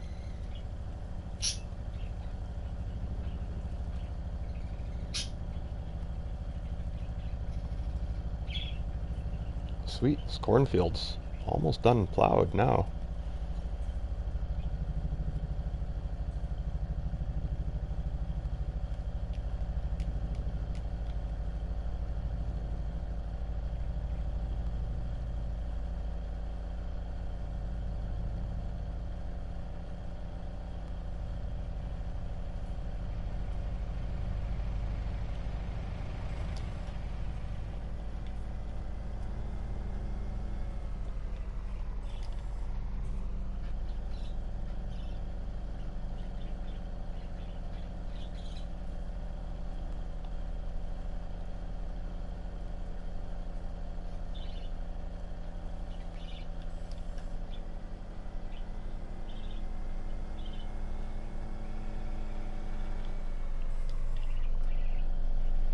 Little bit of cleanup around the edges. This won't take too long.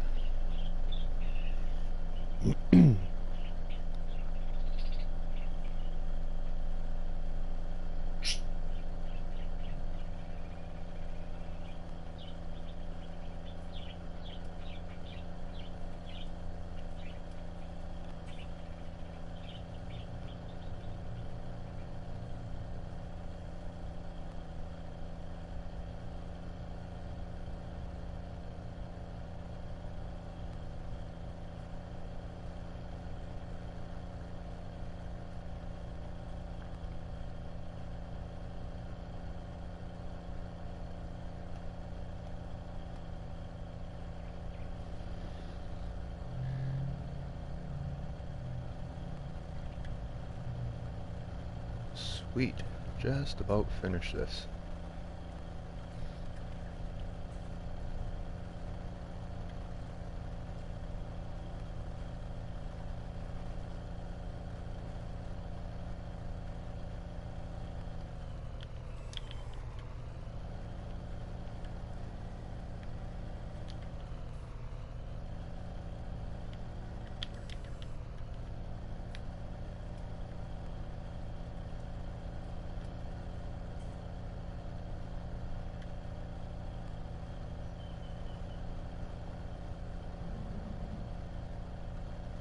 Wow, I just realized we hit 50.1 hours on the MX Magnum now.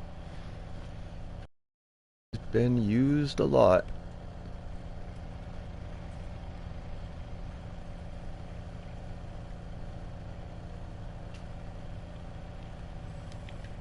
My harvester must have at least 70 hours probably. I'll check that when I go to unload it next.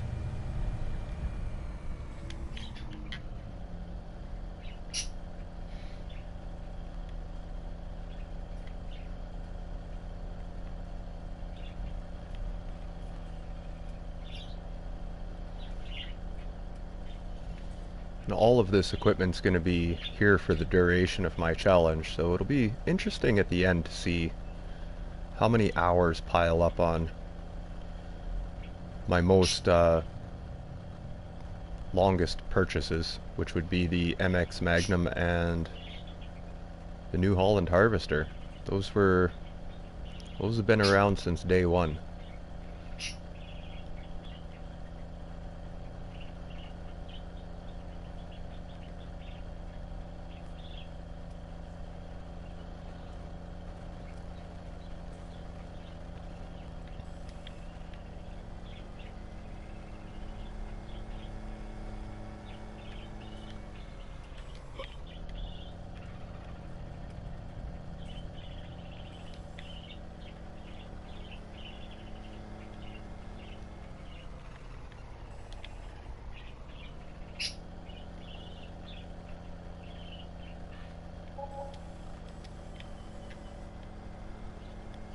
Wow, finished plowing that field right at 9. Well, before we get out of this field, I'm going to jump out and take a look at what the soil composition is. Well, the pH is still good, so I don't think it's only gone down 0.25% from 6.5, so that's going to be fine. And so we can go right ahead into seeding in this field, and then we'll put on the fertilizer after we're done seeding to match up the application rate correctly.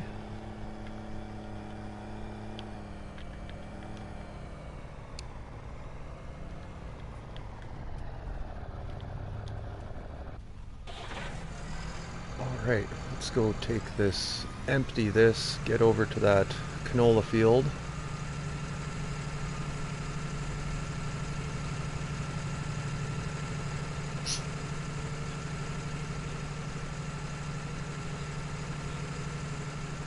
And once we're done the harvesting, then I'll have my 2 tractors back again.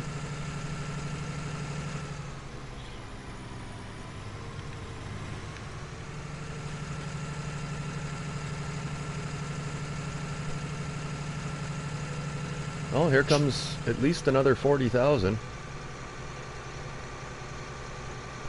That was one heck of a good... Blows me away that I got over 80,000 liters out of field number 2. That's some pretty top dog yield there.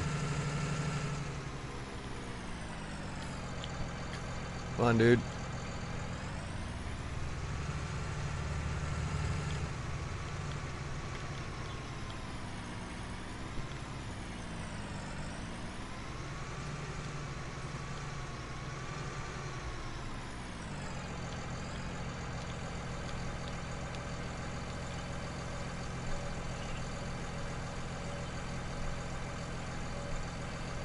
Waiting for chicken wings.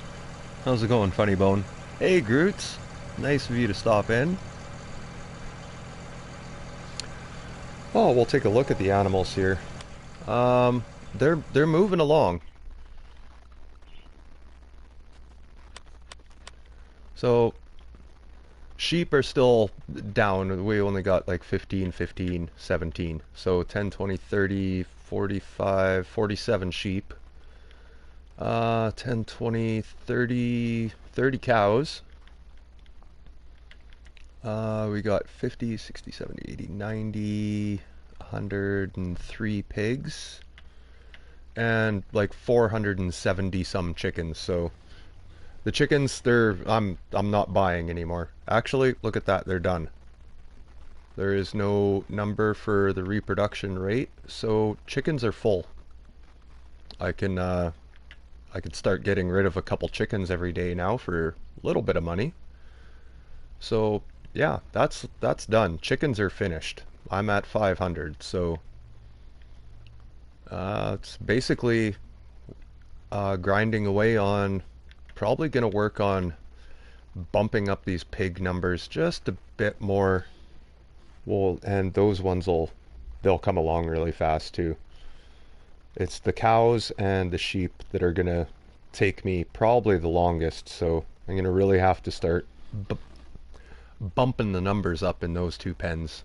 But animals are going along pretty good.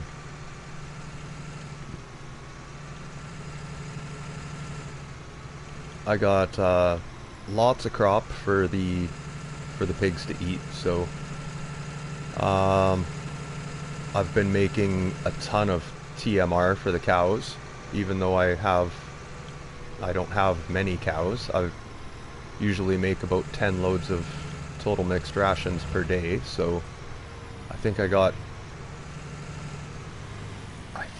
I have about 400,000 liters of TMR stocked up in the forage storage, so that's good. I've got lots of straw. Making a ton of silage here yet today. I got all the grasses cut. All the map grass around the yard is done. And I went ahead and started cutting the cow pasture for grass as well. So I've got a double cut done in the pasture. I've got to go to the cow pasture later and do some windrowing and silage collecting. So that's coming up later, but I just want to get these fields harvested and done so I can get seeding them again.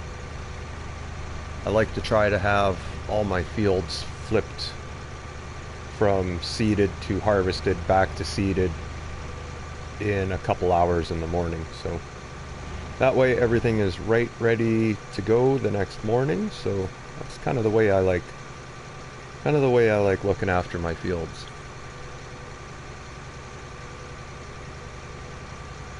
Get everything, all the harvesting done in the morning, then you got the rest of the day to look after your animals, do contracts, yada yada, whatever.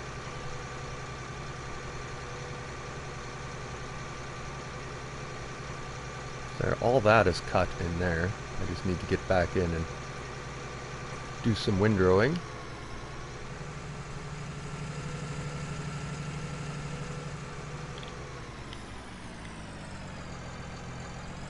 He is full, okay.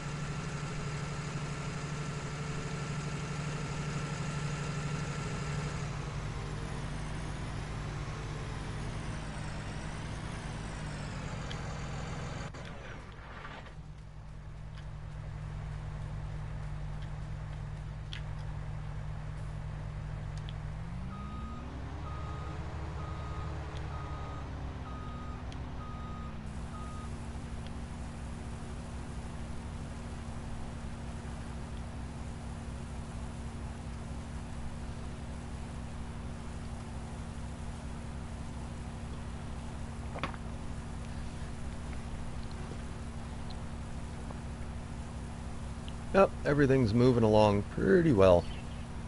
Wow, I'm looking on my phone, and my stream is really behind on my phone compared to where I am right now.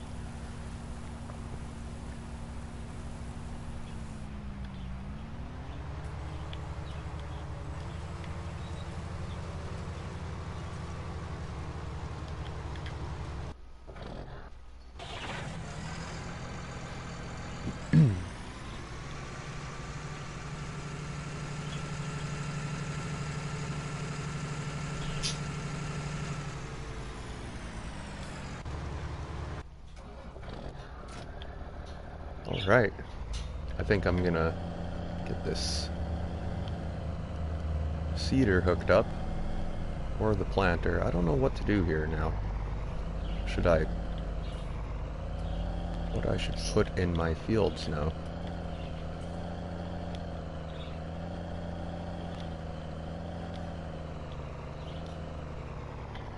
Well, it's already cultivated or plowed, so might as well just use the Lemken.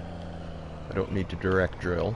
I'll probably use the direct drill on field number 2 as soon as I get the straw picked up.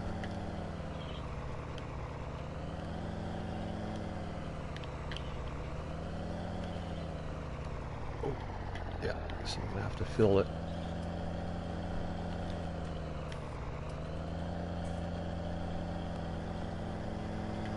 Oh, what to plant? I might do we'll do some wheat fields, I think. Actually, let's check and see what I have for product here.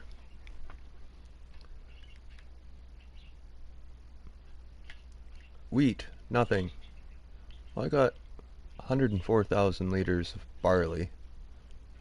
That's okay. Got no oats, no canola. Oh, we'll have canola off that one field. I guess I should do another. We'll just plant 6 into canola, and maybe we'll do. I don't need the oats for anything, but actually no, we'll do canola on 6. We'll do soybeans on 12 and sunflowers on 2. I think that's. Or maybe we'll go with. I don't know. We'll see here.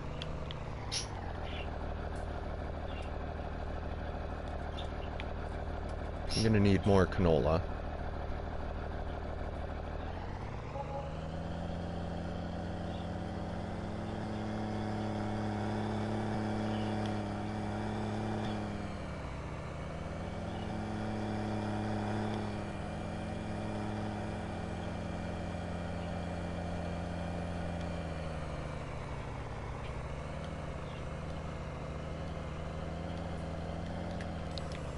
So the lime is still good on this field. It only dropped down a quarter of a percent, well, not a quarter of a percent, from 6.5 down to 6.25. So the lime level is still good, it says, so we're just gonna go with it. Not gonna worry about getting another lime application on this one. It'll be fine. No, it won't affect the yield too much anyway.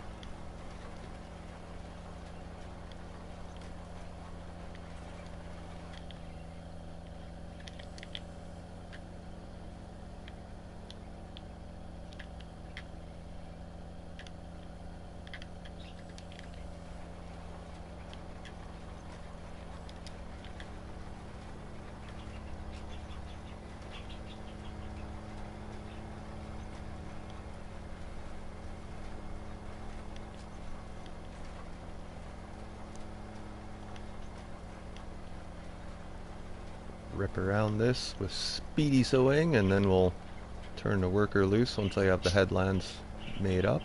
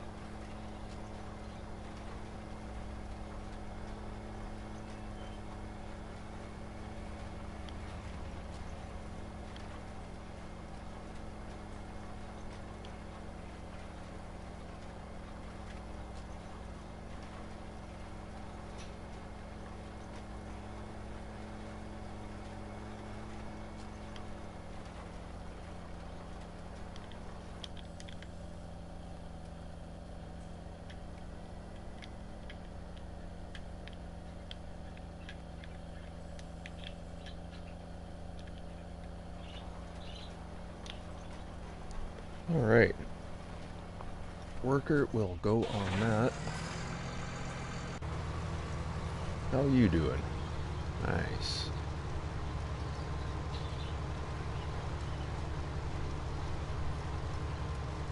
Well, once we get the harvesting done here, we'll get the other case hooked up to the forage wagon, and we'll get collecting that straw, that triticale straw from 2. There's going to be a lot there. I do enjoy using precision farming. There's advantages and kind of disadvantages. Definitely more advantages, I would say, than disadvantages. One thing that's really nice is you don't have to do 2 fertilizer applications. With precision farming, make sure your land doesn't need plowing. Then correct the lime, seed it, and then all you need is 1 fertilizer application, and it'll put it right at the perfect level for you. Unless you're using manure or slurry or digestate, they don't have a higher fertilization quality as like a granule or liquid fertilizer. So with manure and stuff, you would have to do 2 applications. But with granule fertilizer or liquid fertilizer, it's just 1 application. So that part of it makes it a little easier to do. 1 less fertilizer step to do. So as the yields are great. As long as you have everything the correct levels, your yields are going to be like 125%.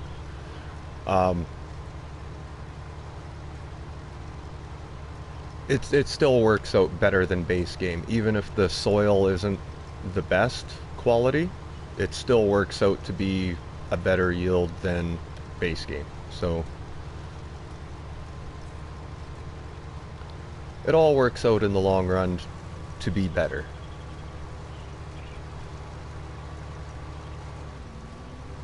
I know when precision farming first came out, and it can still be a little tricky doing customer contracts.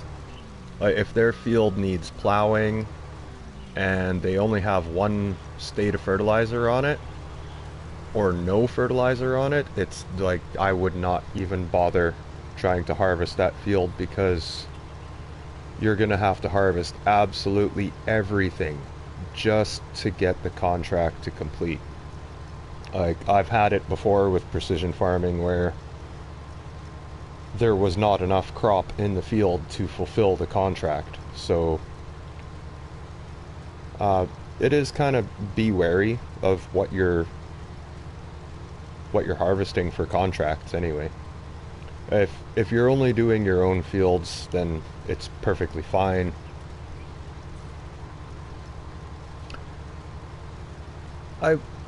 No, precision farming isn't really that hard. It's just getting to learn how to deal with everything, basically.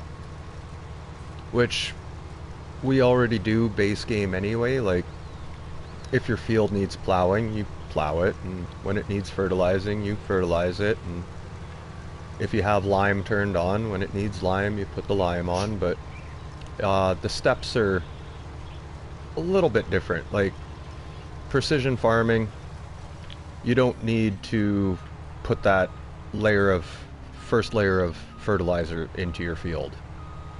You just leave your field till after it's done sowing, and then you can put on the correct amount all in one go. So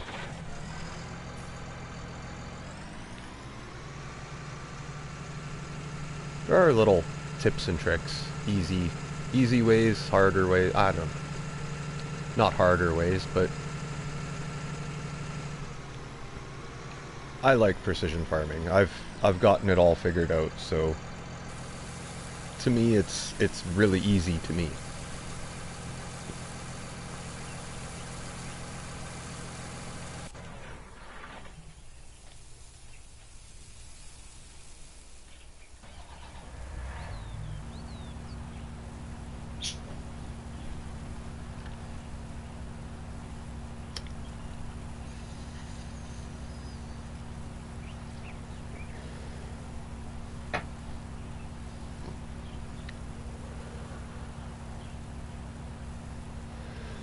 Actually,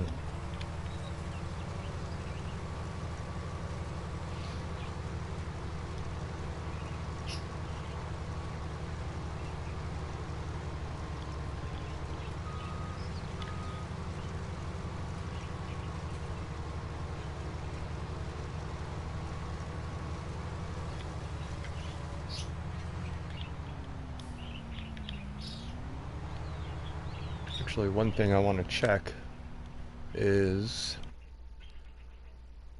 these fields are still okay.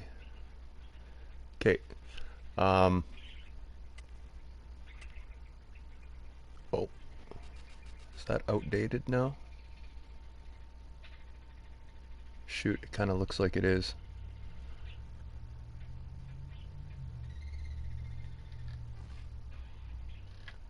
Oh yeah, that looks outdated. Alright, I'm gonna have to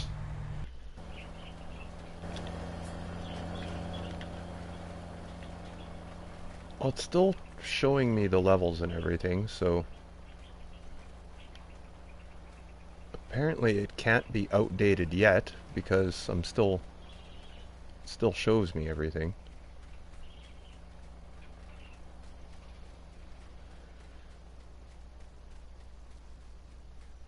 So probably the next day I'm gonna have to come out and do soil samples on these fields tomorrow after the harvest, because the data will be outdated. It only, I think it's good for, like, your soil samples are good for, I think, 6 harvests, and then you have to redo the soil samples. So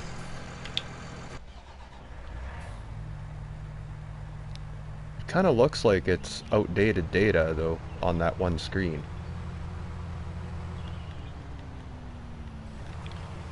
I guess I could, before I put down fertilizer in these fields, maybe I'll just take soil samples today and just make sure.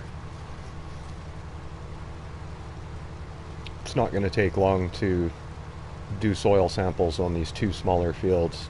Probably about maybe 20, 25 samples each field maybe.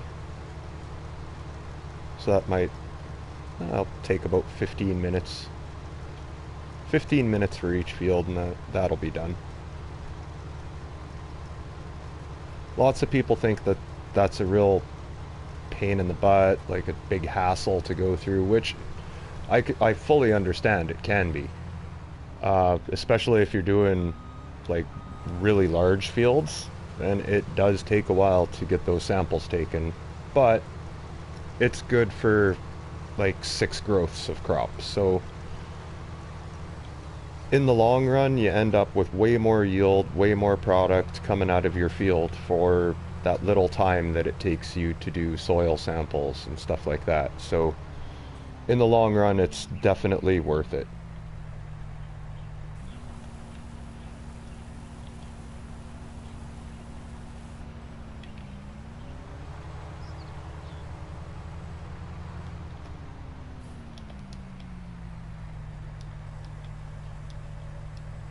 Oop.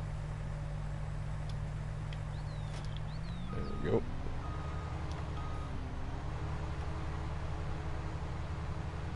Alright, harvesting is done. Get this back to the farm and parked. I'll park it by the washing machine first. Or the pressure washer, washing machine. Yeah, we'll throw the harvester and header into the washing machine.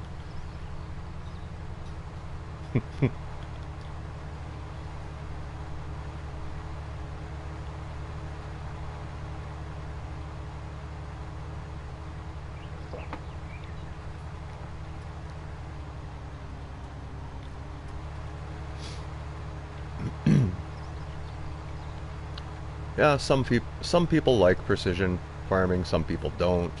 I don't mind it. I've figured it out well enough for myself that I get pretty much 125% yield on everything I do. So I don't complain. I've got it figured out. I believe I have it figured out. If I'm getting 125% yield, then I must be doing something right, because that's the max you can get is 125%.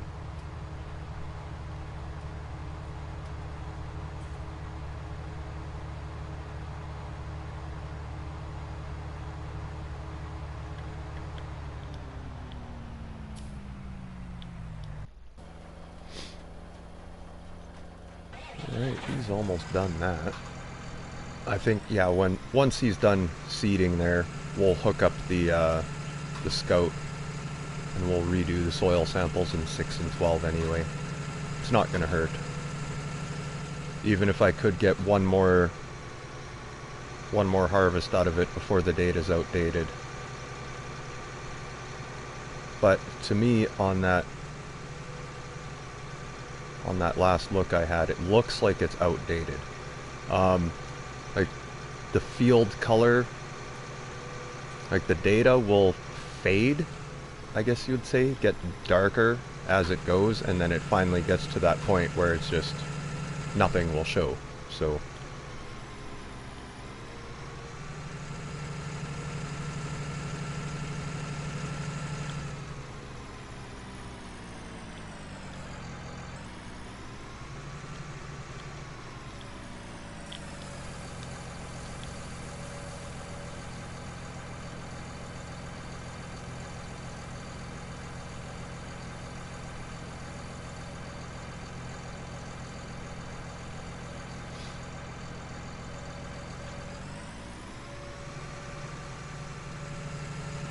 alright, don't need my tippers for a bit, so we'll just leave them parked along the side of the silage clamp for now.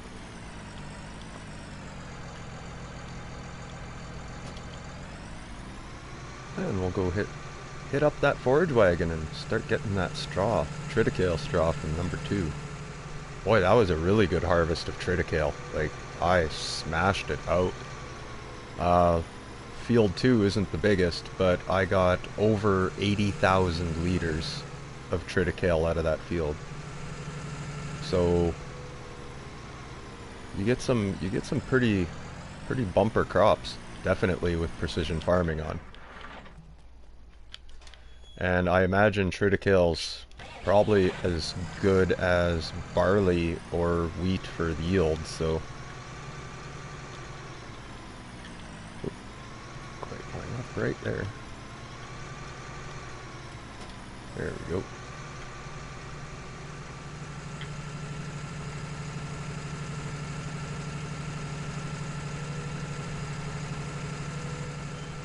Well, we'll at least get this out to field 2. I imagine the MX is going to be done seeding there pretty quick. I'm just going to have to run around and check his corners.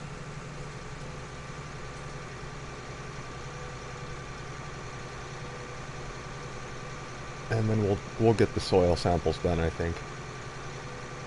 I'll talk to this guy at the end of the day, see if he caught anything. Talked to him this morning. He didn't really say too much.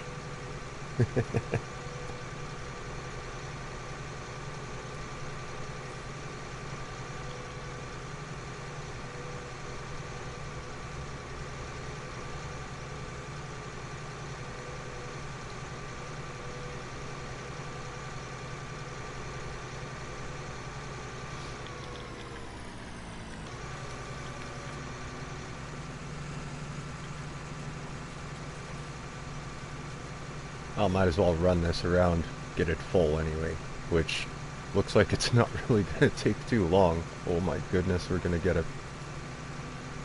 oh, just a pile of straw out of here. Oh my.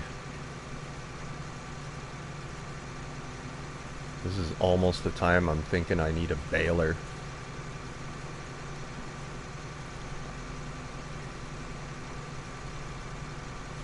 Maybe just collect, we'll collect 6 or so forage wagons full of straw loose. And then I might actually buy a baler, because there's going to be a lot of straw to come out of here. Be like doing this for half of a day. There. Already full. I made it like 1/3 the way around the field.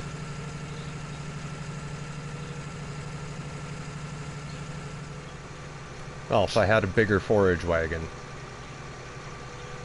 that would help. But still, 34,000 liters at a time.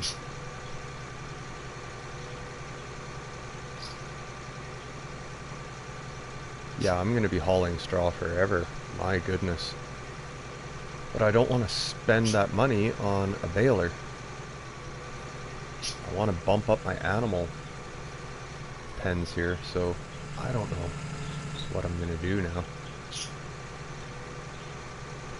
Like a baler and a bale collector is going to... That's going to set me back all of my money, so... Looks like I might have to just grit my teeth and pound this one out the hard way and just collect it all with the forage wagon, but that I'll probably just save that for off stream. Might take me an extra day to get that field re-sown, but whatever.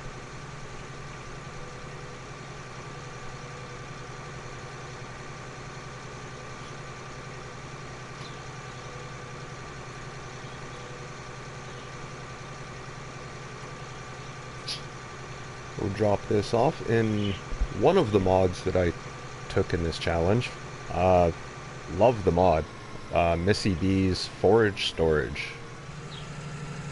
So it holds chaff, straw, hay, silage, and it will hold TMR as well. So it's really nice. You can just pull around to the other side with your TMR mixer, get your proper mix ratio, drive around to the other side, drop it into the silo, drive back around to the other side, fill it up. Just, you know, continue making loops around this thing, and it's quite nice. And it's 1,000,000 liters of each product. So 1,000,000 liters of straw, 1,000,000 liters hay, so on and so forth.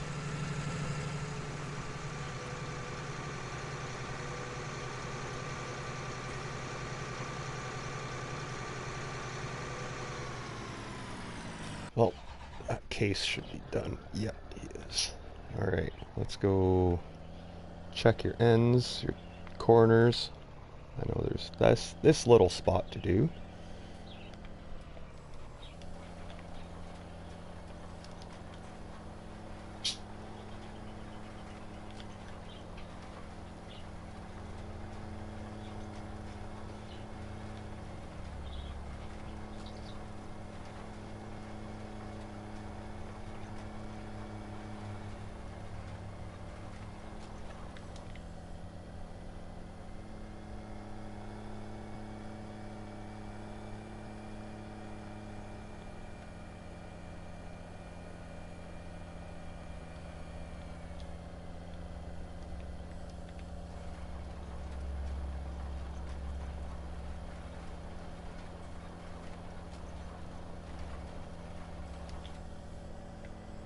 I believe he should be good at this end. Yeah,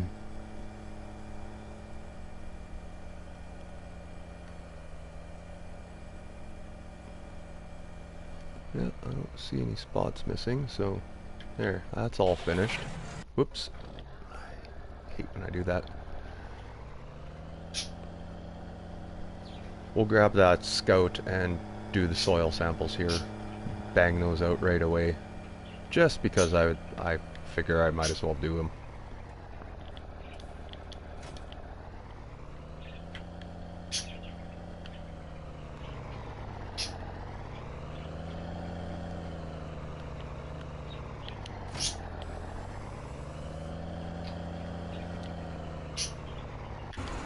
So that there is your, that's it. That's your soil sampler. Pretty easy to use. We'll see in a minute. I don't know if you've ever seen any of the precision farming before, Groots, but well, you're gonna, if you're watching, you'll see it right now. This is essentially where you start. Unfold it. You see on the little PDA mini map there in the corner, shows you the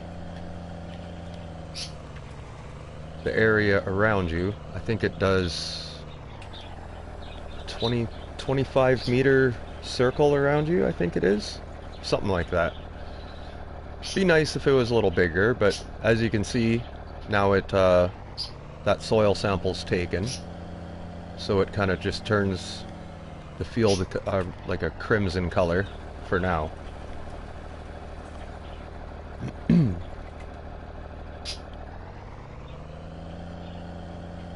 I think it was still okay, but I'm taking the samples over again. They're gonna need to be done tomorrow, so I figure I'll just do them right now.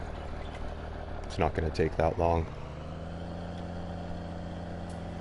Yeah, just head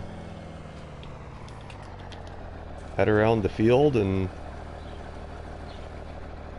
collect the samples. When they're all done, you send the soil samples in. It takes like maybe 5 minutes in game, and you'll get your analysis will come back, and it'll show you, like on the mini map in the corner, what the soil type is, and you know, like what the levels are for it and everything. Since these are brand new samples, it's going to show probably that I need to relime. Oh shoot, yeah, that's right. You can't lime over top of seeded, so well, that shouldn't make too much of a difference.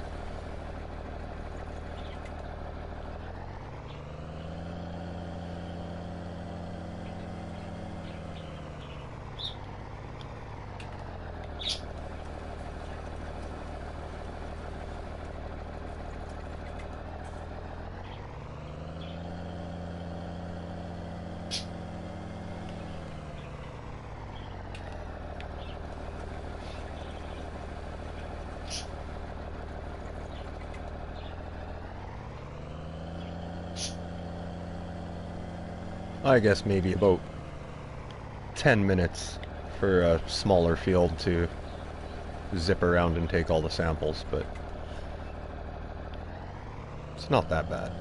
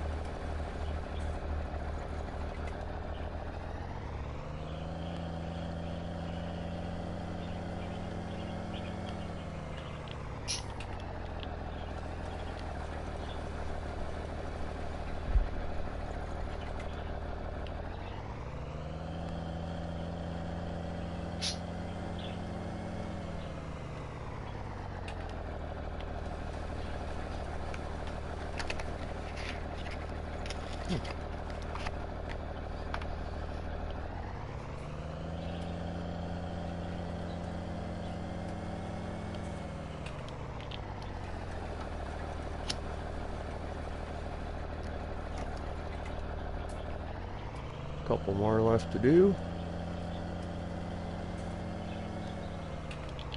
Field 2 does not need soil samples because I basically just bought that field the other day. That's my first crop off of there, so it's not going to need any samples for at least 5 harvests.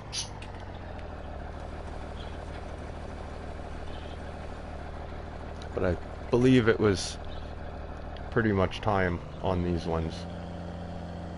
6 and 12.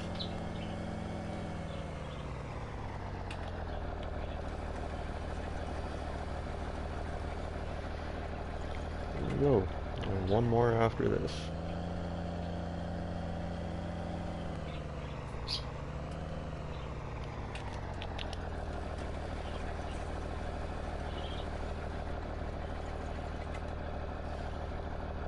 Alright, now if I put the little mini map on, I should have had that on.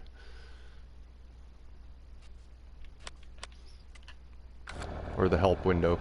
So it tells you how many soil samples were taken. We did 19 in this field. So then you do L1 and This triangle, send soil samples for analysis. So the soil samples are now sent to the laboratories for analysis. You will be sent the results of the soil types map soon. We'll fold this up. We'll drive over to field 12. We'll just do those samples right away.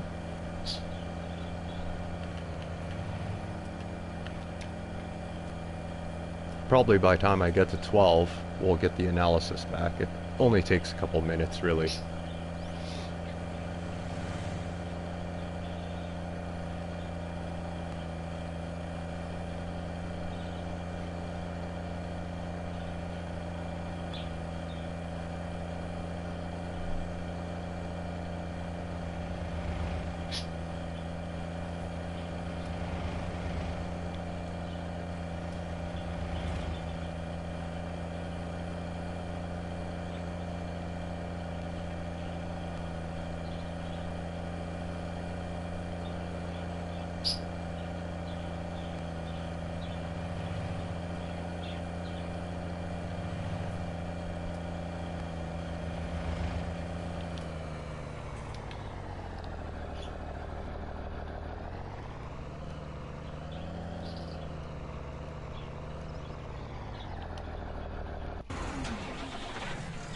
I just want to wait until those samples are done and analyzed before I start the next field.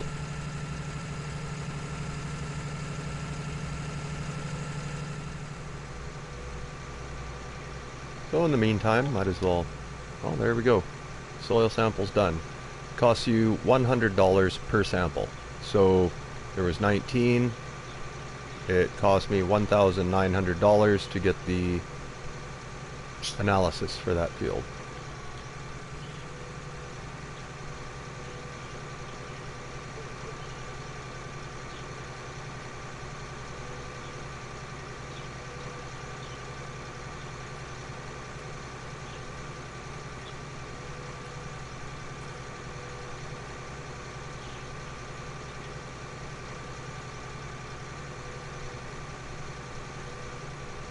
Get back over to the triticale field and we'll look on the precision farming menu tab. Take a look and see what it says.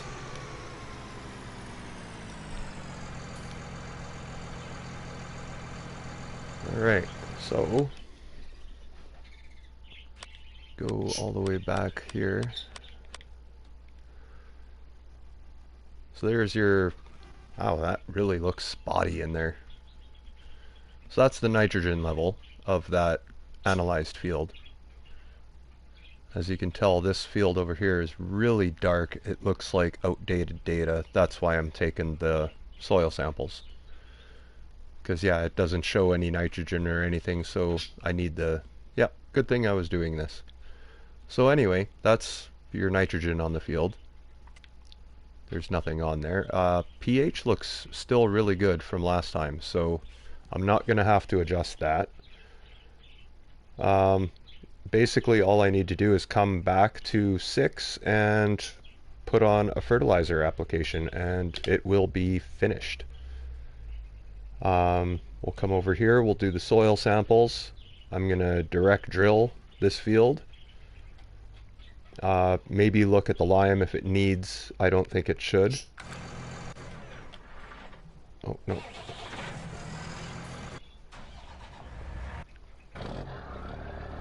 But yeah, that's that. That's precision farming. Whoop.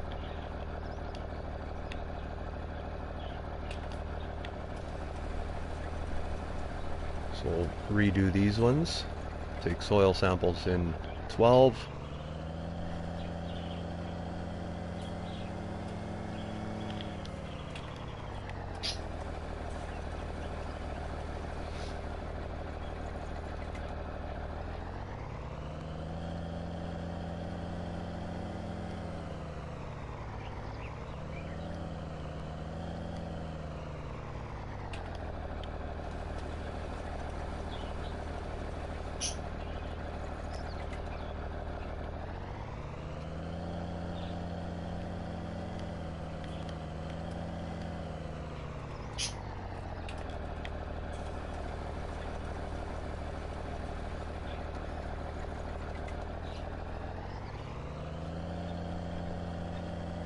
So for the time it takes to do the soil samples, in the long run, it sure pays off.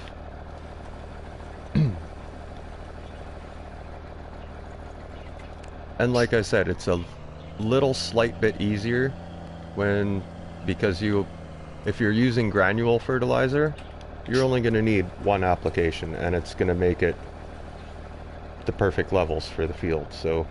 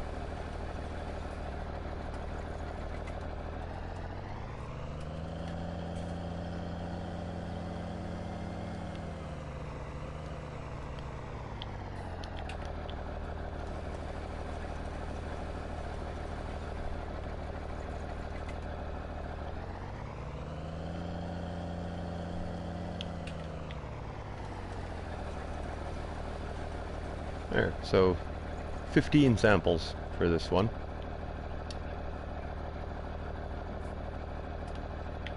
Send those off.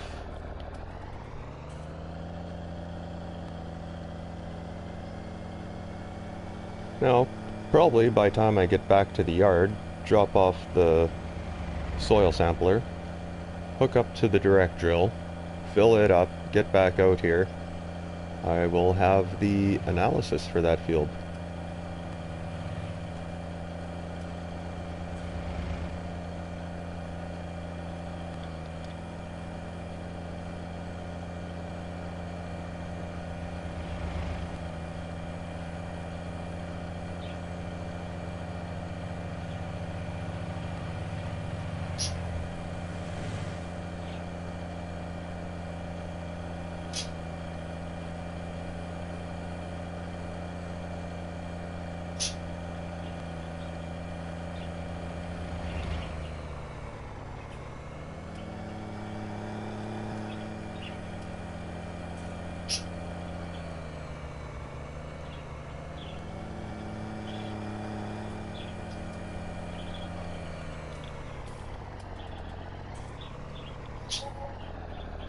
There, soil samples are already done.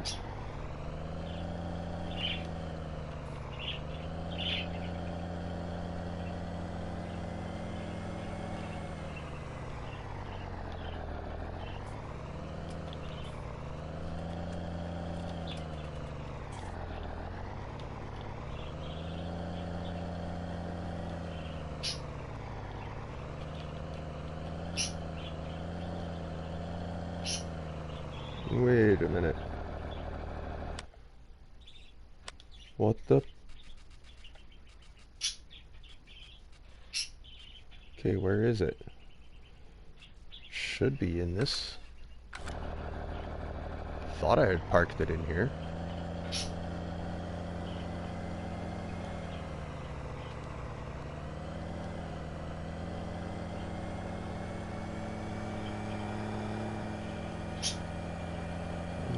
would I have put it?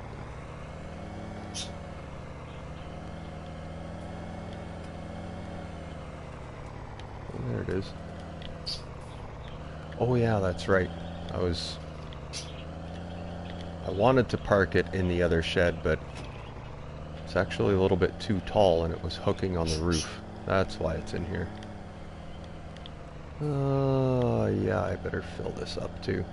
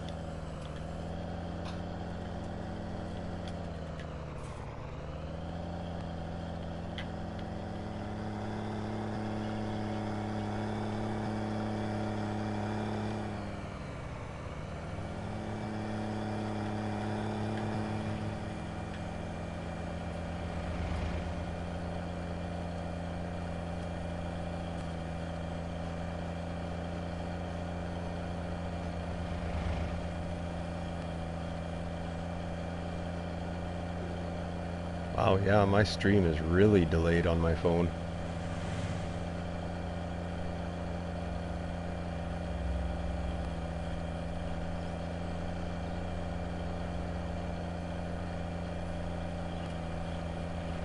Mateo! Sorry, I didn't notice. Didn't see you pop up in the chat there. Sorry, my friend. Hello, and how are you?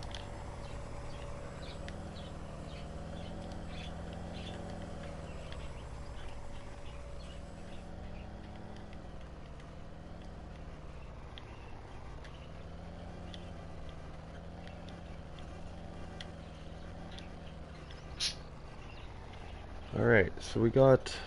what was it? I put canola in the other field, so... we're gonna direct drill soybeans in here.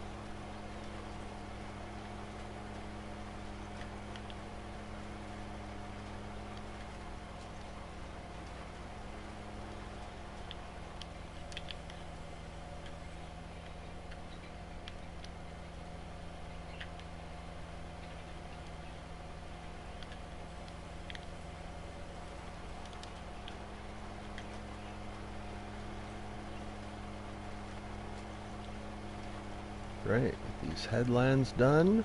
We'll turn him loose and might as well go collect some more triticale straw.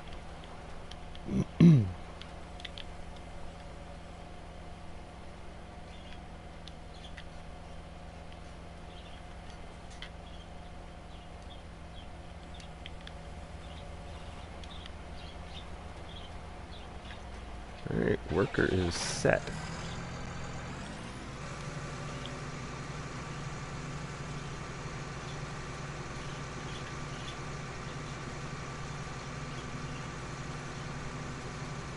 Oh boy, the mountain of straw I'm gonna have to collect here.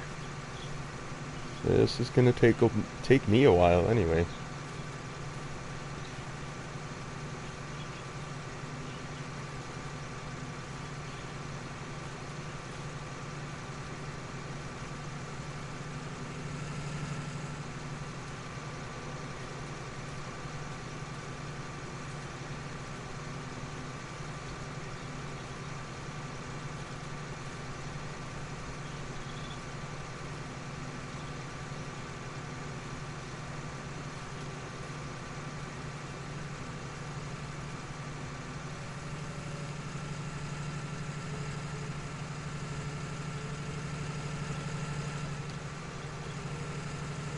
Oh, it's gonna be lots of trips.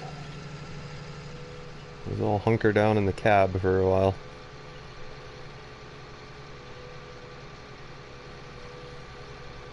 Oh boy, there we go. We're closing in on 3 hours here. I'll probably call this done here soon. As soon as that other field gets sown up, I'll go do the fertilizer on it, and then I'm probably going to call it a stream. I'll continue on collecting the straw off of here and windrowing and doing silage. I got lots of stuff to do yet. I don't even think maybe I might do a little bit more this afternoon. I need to take a break for a couple of hours, have something to eat, do a couple things around the house. It's my day off. I got to get my laundry and stuff done, and yeah, the basics.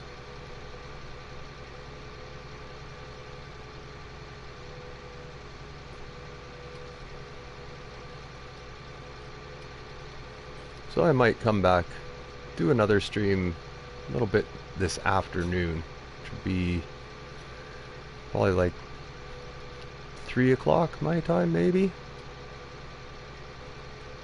So that would be 6 o'clock on the East Coast.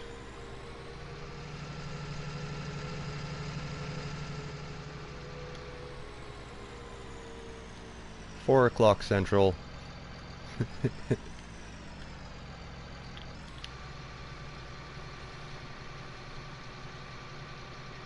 And 3 o'clock Pacific. I think a 3-hour break in between should do me just nice.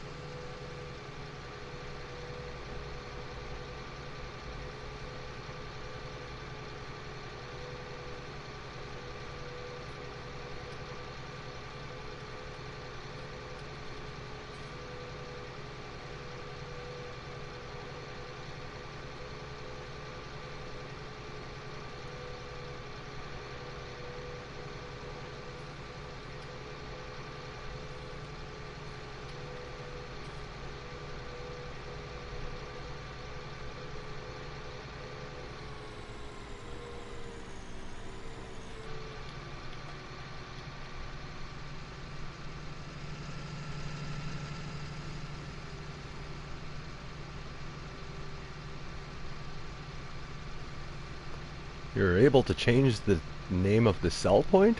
Nice. What'd you rename it, Blur?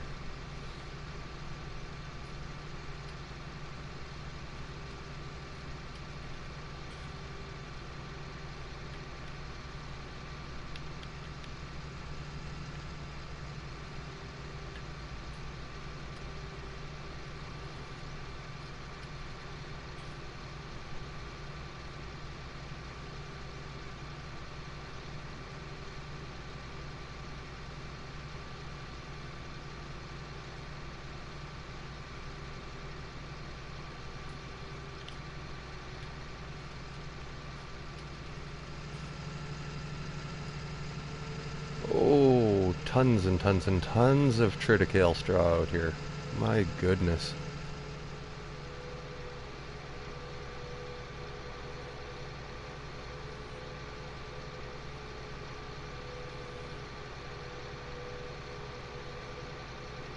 Bruce's Beef Barn.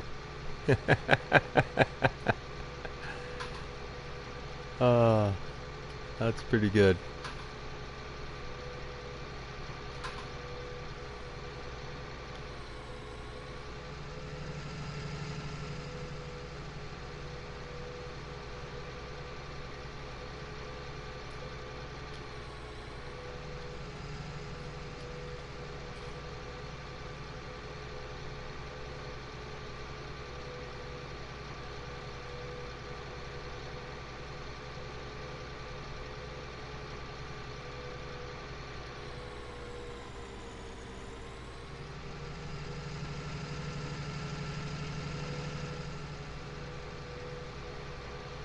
Bruce's Beef Barn.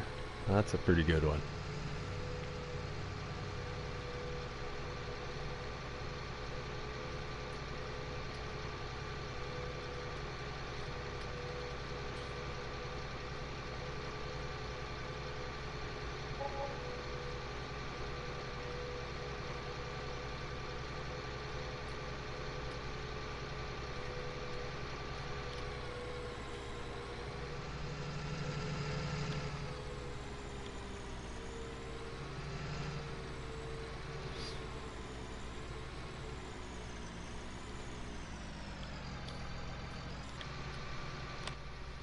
Take a look at what I have for straw and hay and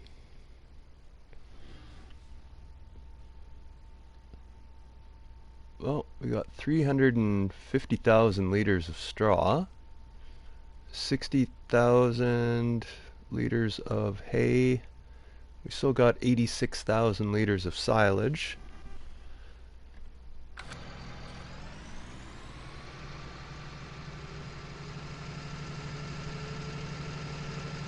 Doesn't show you the numbers for TMR. I'd have to pull up underneath of the outtake there and see, but yeah, one thing that kind of bugs me, I don't know how many other people notice this and how much it bugs them either, but with forage wagons, you can pick up silage with a forage wagon, you can pick up hay, you can pick up straw, you can pick up grass, you can even pick up chaff with a forage wagon, but you cannot put total mixed rations into a forage wagon, which kind of baffles me because total mixed rations are made of straw, hay, and silage, which you can put into a forage wagon, but it won't take the byproduct of those three things mixed together, which is total mixed rations. It always bugs me that you can't use a forage wagon to move TMR around. It makes no sense to me, really. I don't know how many other people have noticed that and how much it pains them as much as it does me, but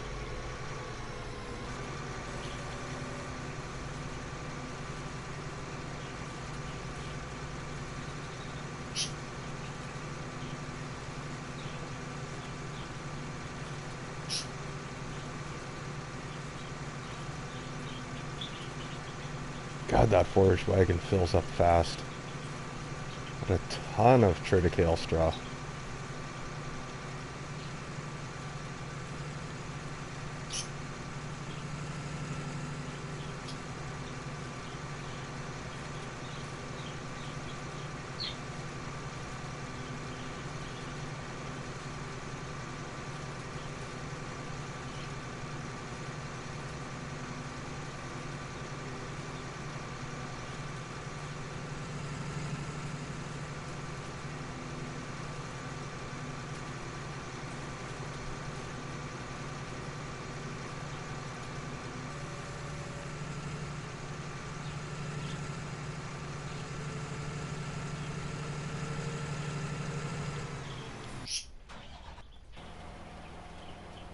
Sweet, he's almost done. Might as well stick around and finish this off.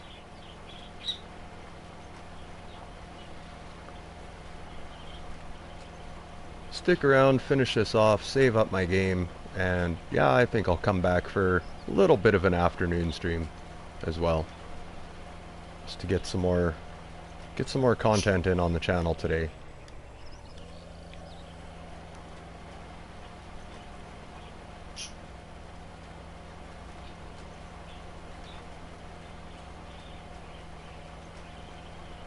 So it'll be kind of a split stream.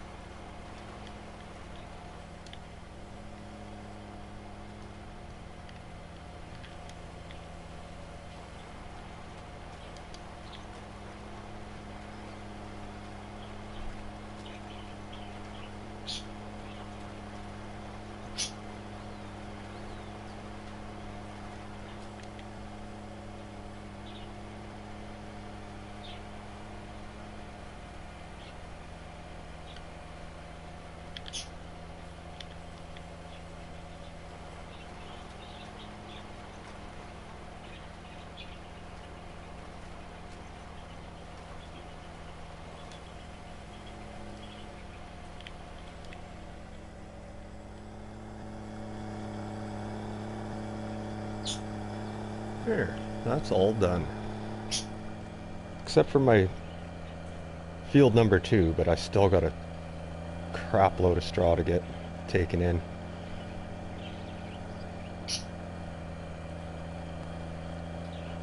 I don't want to use the money I have for a baler and a bale wagon just to get the straw off of that field. I'd rather just grind away at picking the straw up with the old forage wagon and saving my money for the animals.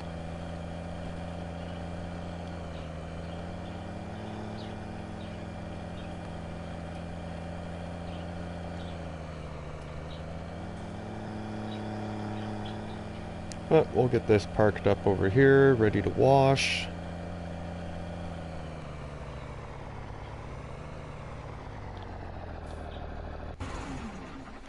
There. And I think that'll do her for now. I'll be back later. We'll do some more. Yeah. Anybody interested, come on, check me back out. Later this afternoon, 3 o'clock. I think I'll be back on 3 o'clock Pacific. That's 6 o'clock for you on the east. Yeah, till then, everybody stay safe, stay healthy, stay positive, and I'll catch you on the flip side later. Peace.